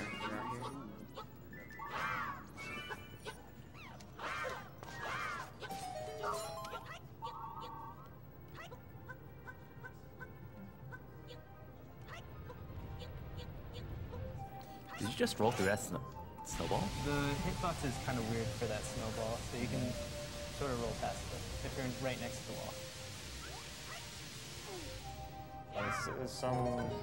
Some entities are like kind of like the really big things and then kind of this weird 3D hitbox. And a lot of times you can kind of go underneath and behind it.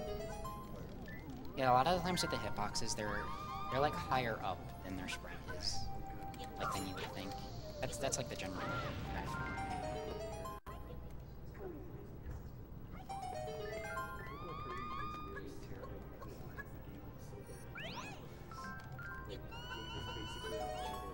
So this lobster fight coming up is definitely the worst because you're on ice trying to do this stuff.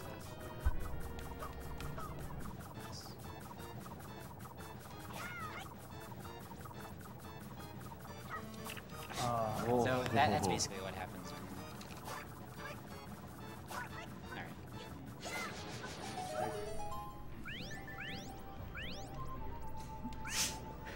Alright. Ice fist.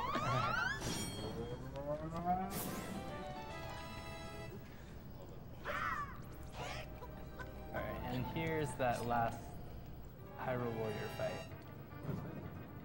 Yeah, this is like the one that's kind of, I don't think the island, is this, the soldier here, like, he spawns bats around him and stuff, and it's kind of hard to hit him sometimes. And a lot of times you get cornered.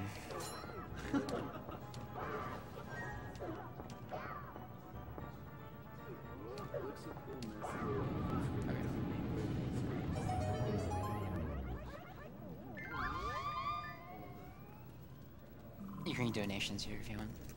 Awesome. We have a $10 donation from John Mishimo. Love the FSA run. Staying up to watch even though I have to work in 5.5 hours.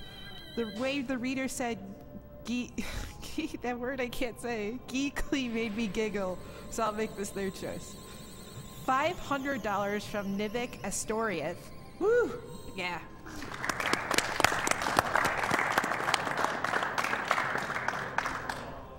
I was tempted to make an MSF Big Boss joke, but instead I'll say this. Growing up in New Hampshire with the state motto, live free or die, it's easy to take that concept for granted. It's worthwhile to remember that not everyone in the world has the luxury of that being a choice. This goes out to all the people who wish they could donate anything but can't, and those that can and do. I love you all. And then one more here. Zachary Theron donates $20. This is an awesome stream, and I hope this money is going to get put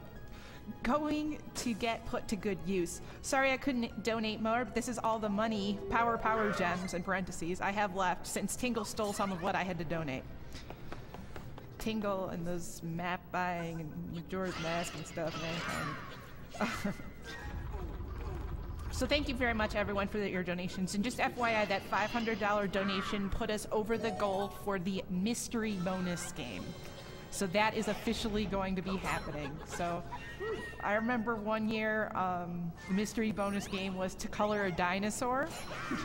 And the same guys who did that are picking this mystery game. So if that's any indication, that should be a fun one to watch. So thank you very much for meeting that goal. So this level is probably one of the hardest in the run, maybe like second hardest. Just like new stuff keeps on getting found for it, and it just makes it harder and harder. But this is one of the first rooms. Usually you're supposed to use the bombs to blow up all these skulls, but if you walk on them, they do that. But yeah, it's pretty risky because if you fall, you can hear and stuff. I'll just try that again,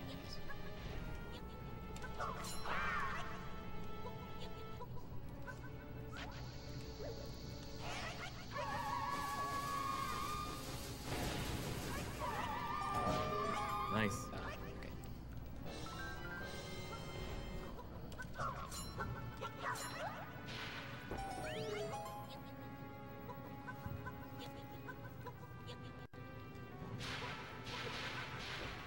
Alright, this next room is just stupid. The patterns of the bomb shoes are just completely random, and they just wreck you all the time.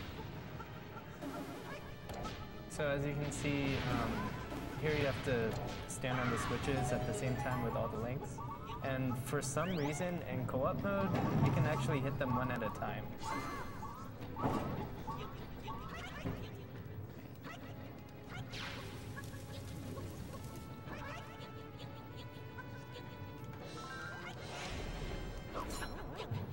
This is actually the last Darkling fight. Well, yeah. It's the last one, but this one's pretty easy, so it goes well most of the time.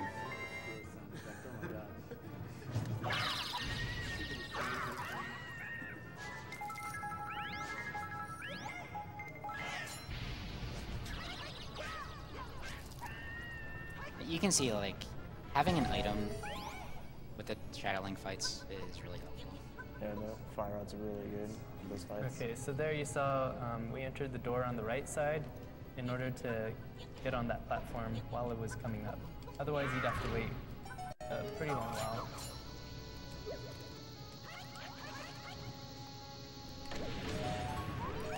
Nice. So normally you're supposed to hold on to the bomb and time it to hit that switch that's closest. So here, you're supposed to get the level 2 fire rod, which makes like blocks and stuff, and it makes platforms appear in this room. But we can skip that. Oh, please. Oh, come on. Okay. Yeah, the level 2 fire rods like the King scenario. You can place blocks and explode them, and you can also place them with question blocks and make some using platforms. So just like into the past.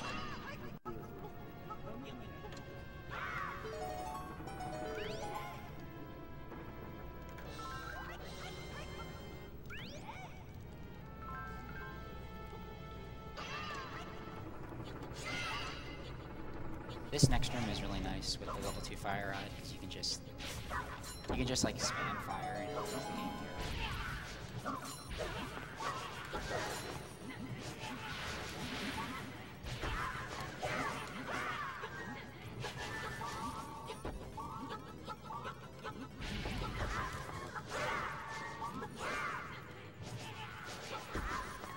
I always really love the items in this game. They're really interesting. You can either, like for example, the fire rod, you can either use it as like a flamethrower, which is close range, or shoot fireballs or like long range. So, very versatile items in this game. I had to be careful with my gems there because I missed the 100 in the bomb room where I fell. Okay. Alright, so here you're supposed to use the block that you get from the fire rod to hit the 5 switches, but you can press 2 buttons at once if you like match the C's there, the control stick press them.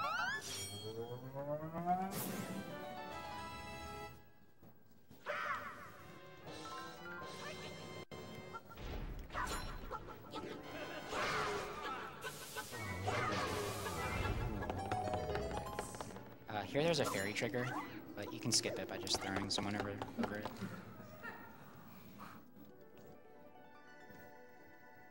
So this is a pretty long cutscene. Okay. $35 from Colby M. I'm excited to watch the games run live this year. Keep up the good work and continue to go fast.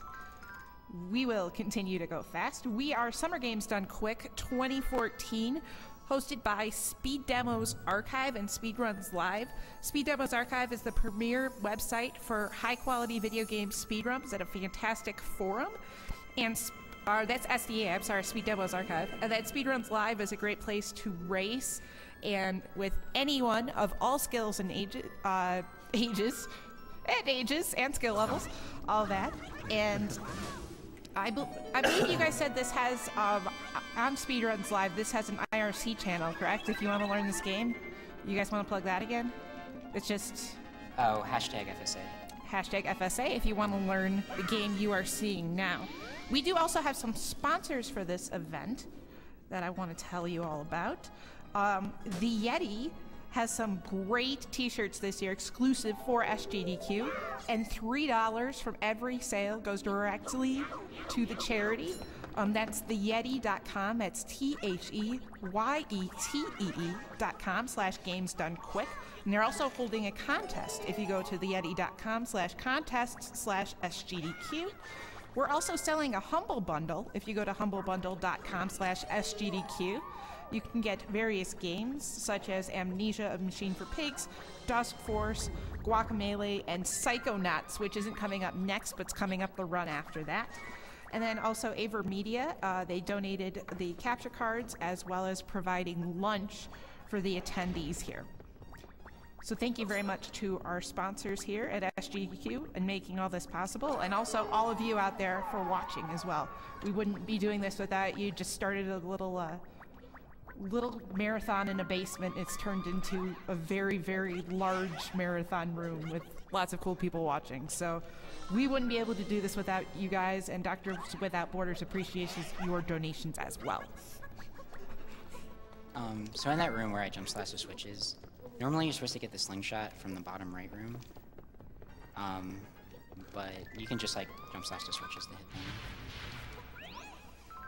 And what's really awesome about this stage, as you can tell, on the TV screen, instead of being a top-down view, it's a side view. Yeah, I think a lot of people like this level just because it's different than normal. I personally hate it because you can't do like any formations or anything when you're in 2D. So a lot of it's just, I don't know, just going through the level.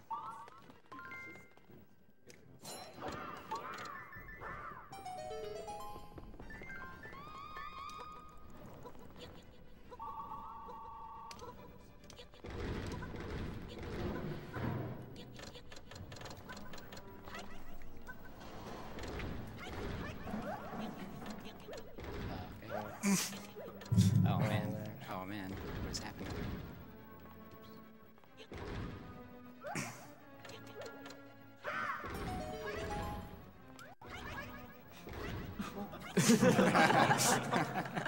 Good question.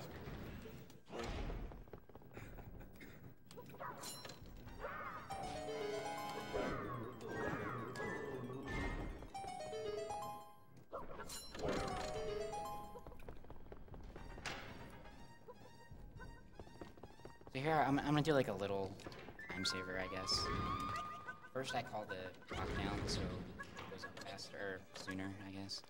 Normally you're supposed to go on that block that was closest to the ladder, but it takes a really long time for it to come up, so I'll do a shortcut.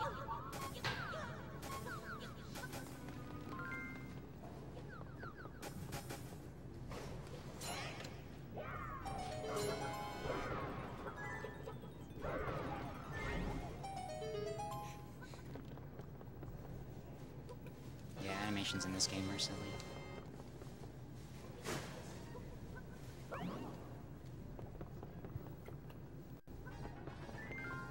There's this giant frog snow thing. I don't really understand why it's there, but sure.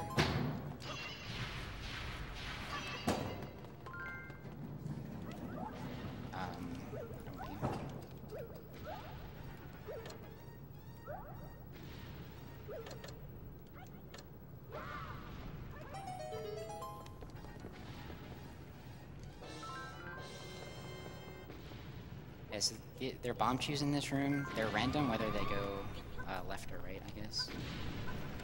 And they can be pretty bad. I got a pretty good pattern there, so I didn't worry about it.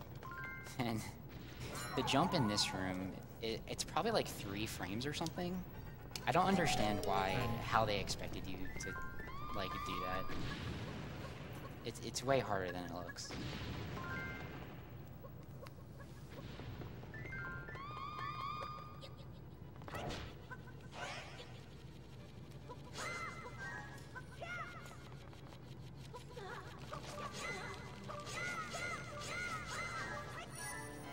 These blobs are gonna kill me.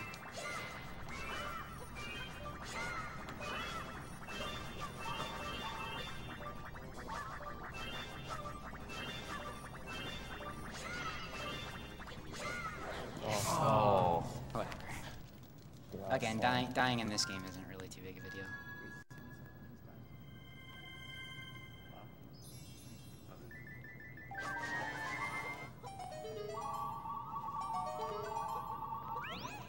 It's pretty hard to get like an unintentional deathless run. Especially in this level 7. Yeah, level 7, like that room is kind of. So here I'm going back and getting the Rock's Feather because during the boss fight, they expect you to go like into this other room, like melt some ice and get the Rock's Feather again, but you can just get it right there and save some time.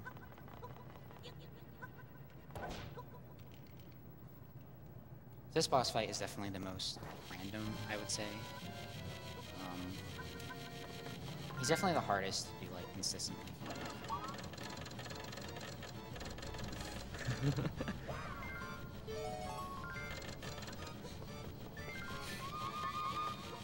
Yeah, when they have switches in 2D areas, they're really bad.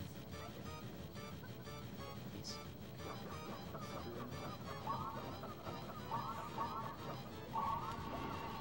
Wait, okay.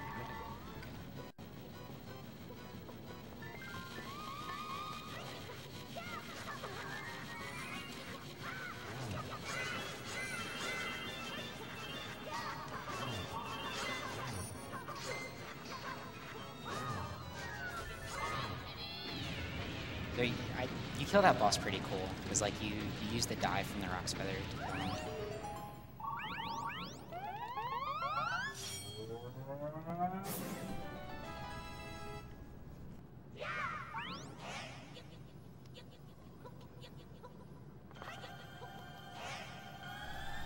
I know you're not getting any additional heart containers. How do you get heart containers in that game? There's just like random treasure chests that have heart containers. But like, they don't carry over to each level. Yeah. So, we do get one, but I'll get to that later. I just kind of think of this game as like 30 tiny mini Zelda games or something. Yeah, pretty much. Yeah, so we rescue Zelda, but the game's not over yet. Game over. Let's go. Go home. Spoilers. Thank you very much. Resident Evil 2 is coming up next. So. That was my attempt at a joke. I'm not very good at them. Apologies. Resident Evil 2 is coming up next, just not right this second.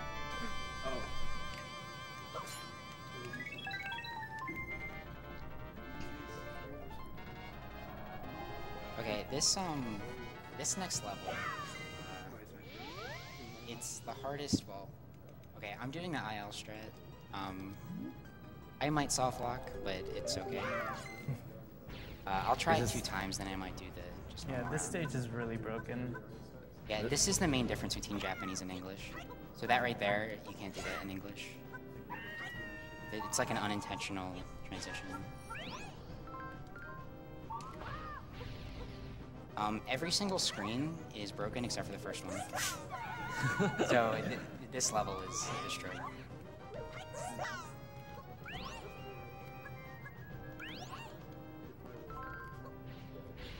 So, hello to Mr. Lobster again. Oops. That was a good pattern. Yeah.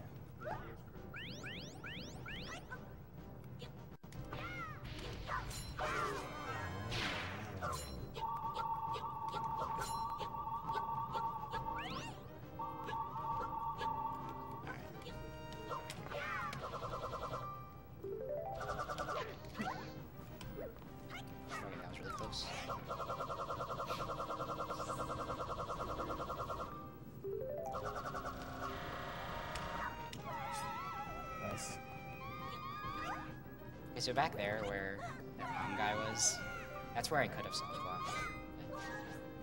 I thought I was going to.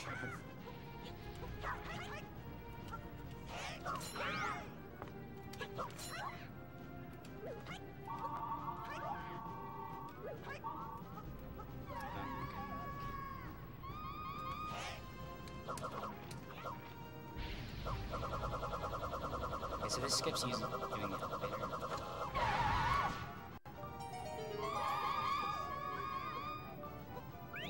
This is probably one of my favorite levels in the run, just because of all the hudders. This level went as well as I well. This is the hardest trick in the game. Oh, the dunkers. So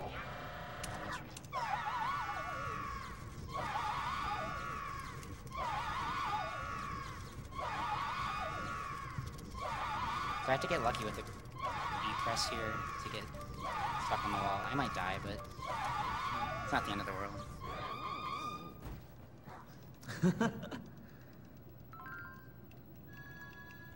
This trick was one of the first tricks I found. It's still, like, not the best thing in the world.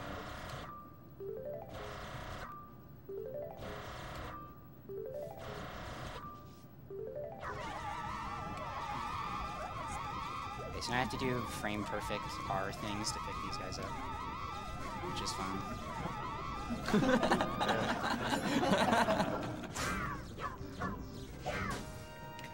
That seemed to go pretty well. Yeah, I've seen much worse. Yeah, that was really Very nicely done. We used to think that, so when you transition, there's 2 transitions you can get. I got the good one there, but if you get the bad one, we thought that it was a soft lock before. So I lost a couple rounds to that trick. But that trick's gone through so many revisions over the past year. Like, we didn't even know you could pick the guys up as they're falling for a while. So we used to have to die in order to actually make it work.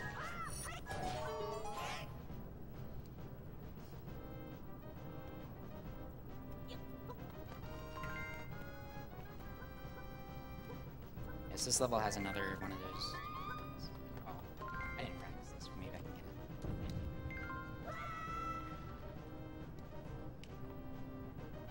get it. Nice. So you can skip those blocks there. It's not faster, but it's just...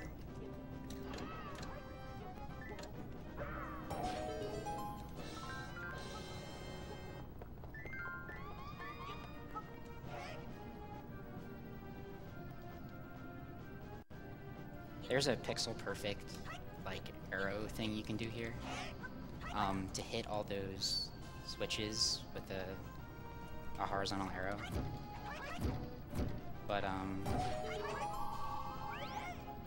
it's extremely hard.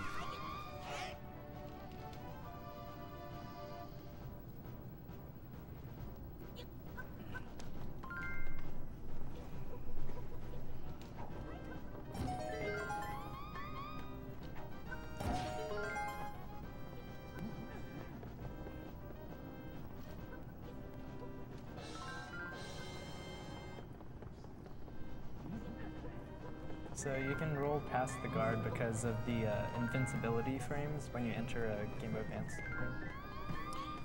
I was about to ask if rolling gave you any invincibility on its own. Yeah, it's not the rolling. It's just like, first you have a set amount of time when you exit or enter that you have. You don't get to anything. Some games you roll invincibility like a period of time with Minish Cap, but not this one. Oh, I didn't know Minish Cap had that.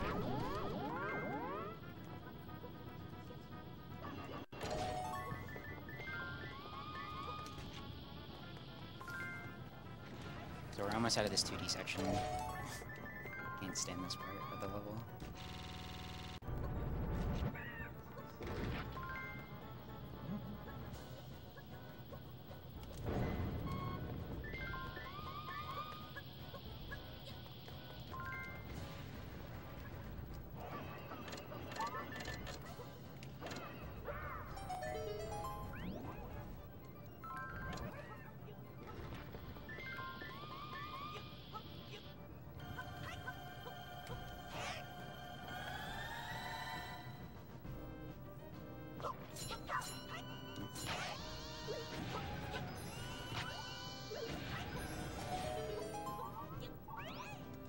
take kind of a weird route through this level, so... Oh, actually, we skip a part of it. So we need some more gems to make sure we have enough at the end.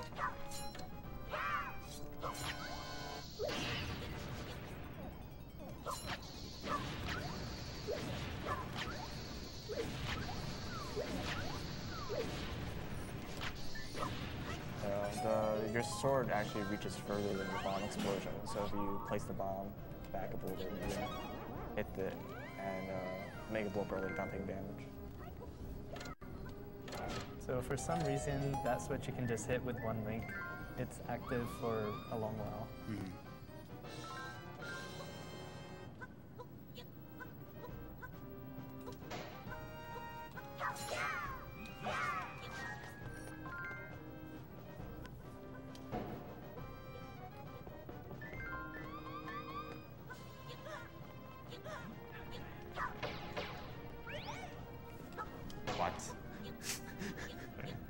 Yeah, there's like hidden items under the ground, and you can knock them out using the hammer. Oh, I thought that was from the wall. Yeah, so up there, yeah. So this is actually a Japanese-only thing, too. You're not supposed to be able to go this way, pretty much. There's actually spikes there where I went through the bottom of the screen. And if you hit a switch before that point, the spike is actually there. So I don't know, it's a really weird difference.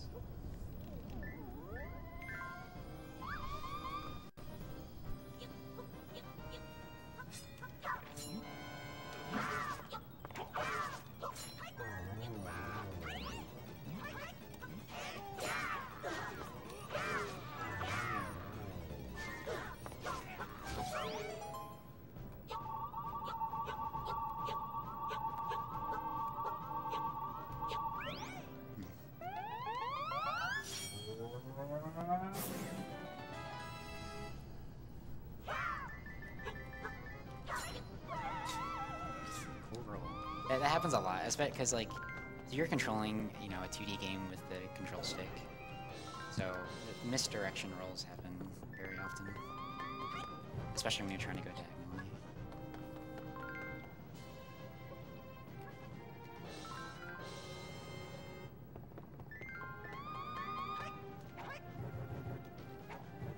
Okay, so here is when you're supposed to finally kill Shadow Link, but we're not going to do that. Because that takes like 2 minutes. And there you go. Nice. Alright,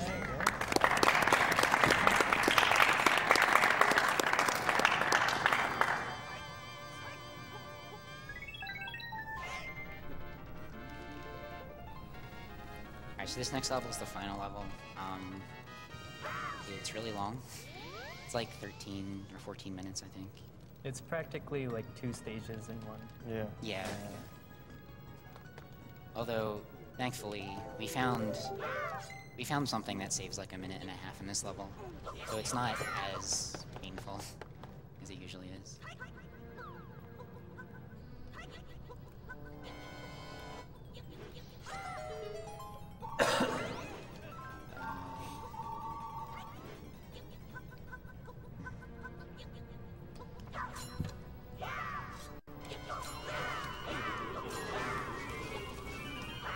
Is it all right if I fit in a few donations here?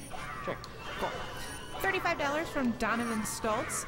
Hey everyone, first time donating, long time watcher. I'm glad to be part of a good cause, especially when it involves video games. Shout out from Prescott, Arizona. RE2 Hype. And that is coming up next after this. We have a $420 donation from Pido. Solid. So thank you very much for that. $10 from JMan0047. Great job with the run so far. Four Swords was always one of my favorite childhood games. Also, I'm putting this money towards saving the animals. Alright, so this next room is one of my favorites. I hope I get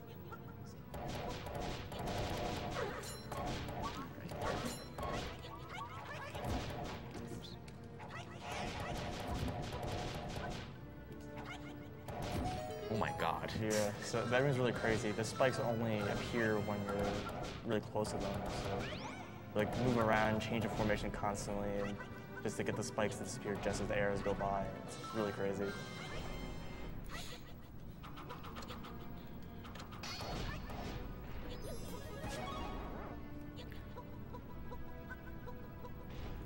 The basic gist of this level is like you're getting all these moon orbs to hit switches that open the door that let you go to the, I guess, boss room, or just the next section of the room, really. Yeah. We haven't found a way to make this any faster, but once you open the door, we found a way to get directly to the end, which is where we saved a bunch of time. Yeah, it's like the trials. There's 4 of them. You can do them in pretty much any order. Yeah.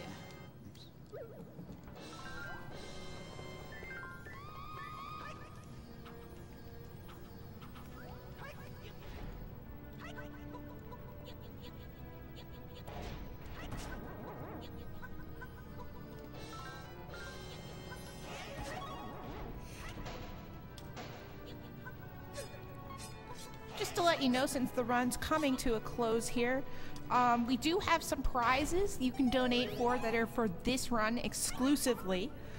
If you donate a minimum of $5, you can get in a running for a Japanese Link poster drawn by Carrie Fry.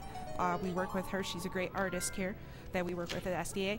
And then also, for a minimum of $10, you can get in for the Last Arrow G-Clee print. I still don't know if that's how you say that word, but I'll go with that. So those are prizes you can get in on, and since this is the last level, I thought I'd just let you know, so that way, minimum of $10, you can get in for both of those in a drawing. So you saw I grabbed that heart container there. So the final battle, I won't spoil who it is, but, it's very rare do you actually beat him with, like, less than 1 heart remaining or whatever. So like that extra heart is almost necessary to do the final boss without trying to be cautious or whatever. Because a lot of the strats just kind of are you just throwing yourself into him constantly. That's how that fight works.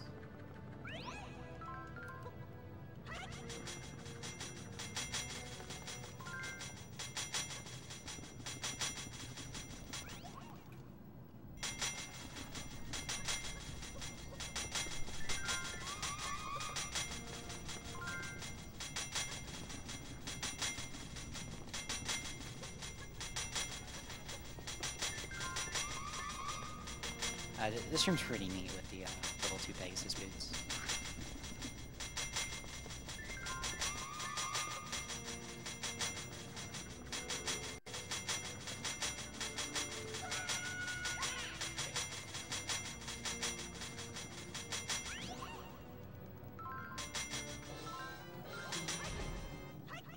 Alright, so now we get to press a bunch of switches.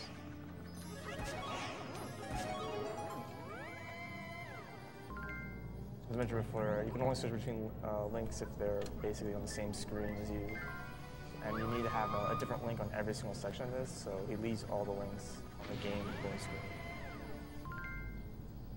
Yeah, this is like one of the reasons why this level is not very fun.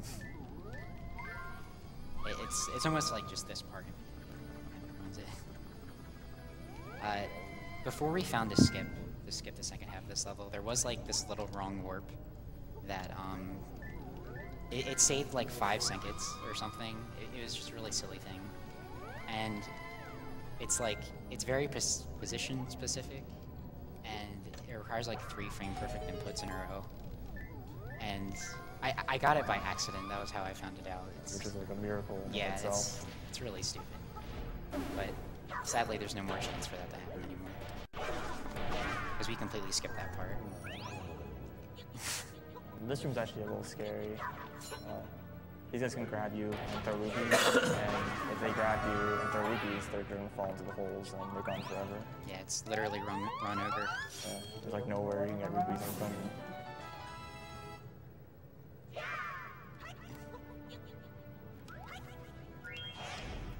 So normally what you would do is go back and get the bow, because there's a bunch of gomas, but you can skip that part.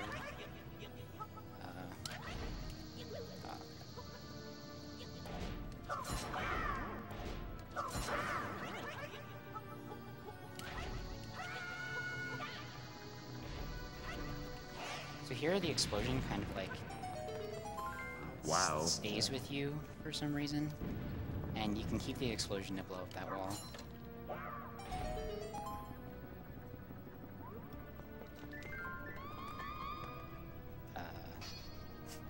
Excuse me.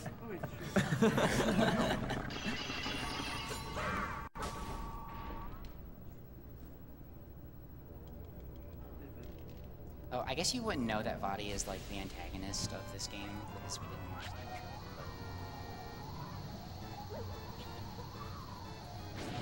Is this the first game you showed up in? The original Four Swords. Oh yeah.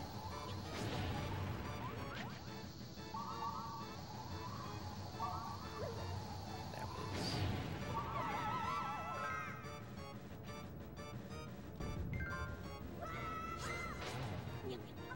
So this fight in co-op is pretty interesting because you have to stun him with someone has to stun him with a bow, and then someone else has to hit him from above. Yeah.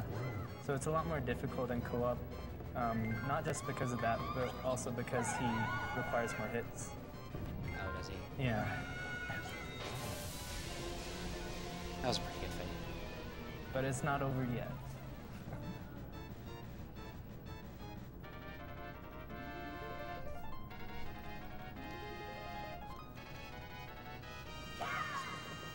Unfortunately, there is an auto-scroller in this game.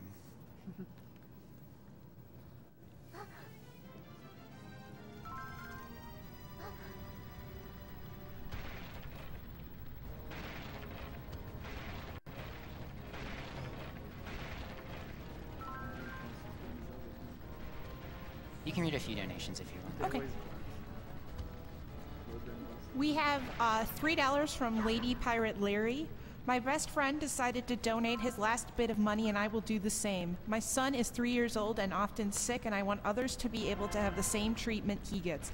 Please put this donation toward the Final Fantasy VI 100% run, because that's what Chupacabrasaurus Rex wants. $100 from Turner. After watching all the hours of highlights for the last few years of GDQs, I've been anxiously waiting to donate. I'm looking forward to all the runners' commentary and all the clips, zips, wrong words, and other glitches to destroy these classic titles. $50 from Julian Laterrier that just simply says thank you for doing what you were doing. And then $10 from Soy. Love Four Swords, great run, Zmaster91, and I have to very much agree with that. This has been a really enjoyable one to watch and commentate, or post on.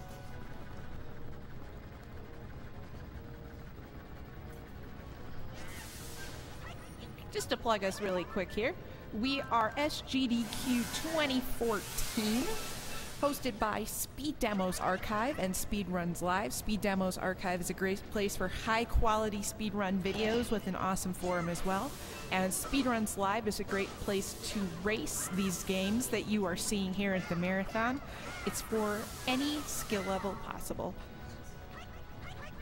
And we are on Twitter, hashtag SGDQ2014, to talk to one another about how awesome Four Swords is, how you're hyped for Resident Evil 2 coming up, how Psychonauts has a donation incentive for the name, and the winning, the leading bid so far is MV luck. So if you guys in the French community would like to solidify that, feel free to donate for that as well.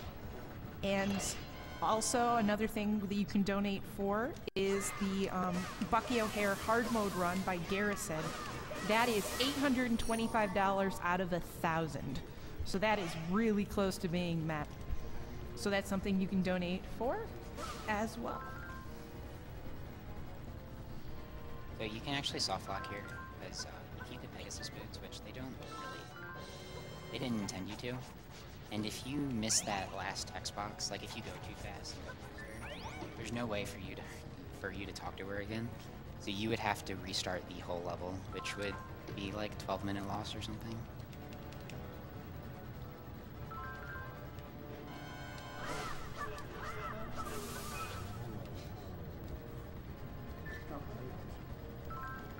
Oh yeah, this cutscene is pretty. So it fades out and it's supposed to transition. But you can pause the transition, and the fade out will come back, and you're just kind of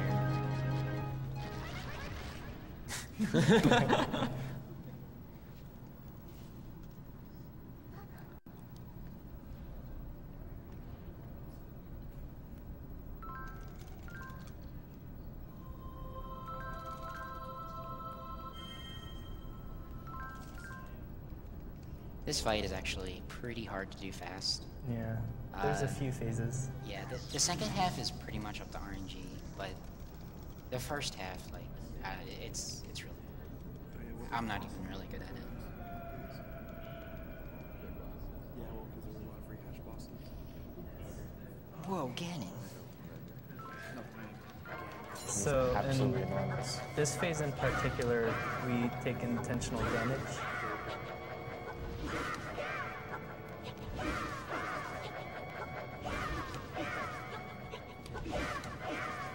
So we're trying to avoid this. Yeah, so if he hits you with your lightning, you get stuck in, like, another world or whatever. But if you keep on taking damage, you'll never get sucked into it. So that's another way to take damage. And this is generally, like, just the fastest way to hit him, is with just throwing yourself into him. Although you want to try to avoid not doing that as much as you can. Because you don't, I mean... Oh, wow. Nice. Wow, that's really I killed him good. really fast. Guess I didn't need the heart container. Yeah. So this phase is pretty much luck-based. I mean, So we're getting close to the end. yeah, there's only like a minute left or so. So here, I'm letting purple hold an arrow charge, because eventually I have to shoot that ball into Ganon. And you can't get it on the first cycle unless you already have something charged up. Sometimes you still can't even get it depending on where Zelda and Ganon are positioned, but it saves a few seconds, so... What time's coming up? Yeah. Yeah, time's gonna Get be ready. in a few seconds. I wasn't counting, so I don't know if this is seconds. Alright, once this ball goes, it's time. Time. Time.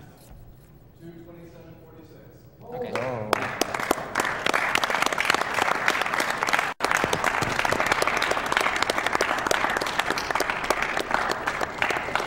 That is a really good time. So that's faster than my PB, but since we skipped the intro, it's like not. Yeah, the intro's like 5 minutes. Yeah. Yeah, that's like an equivalent of a 232, which is okay.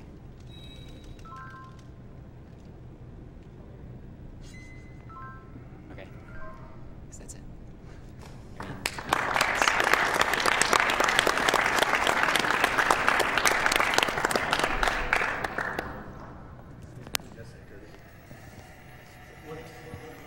uh, 228.38.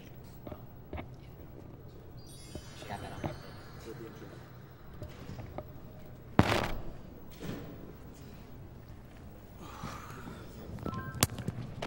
All right, thank you very much to Zmaster91 and that awesome run of Legend of Zelda 4 Swords Adventures. The next run coming up is Carcinogen's run of Resident Evil 2. And just to let you know about the scenario choices, it looks, unless somebody snipes it at the last second here, it looks like he's going to be running Claire A, which ended up getting $422 over Claire B, which is $212. And then Leon A was 90 and Leon B was 67. So, and then the Tofu Man minigame donation incentive was met. So you'll be getting to see that as well.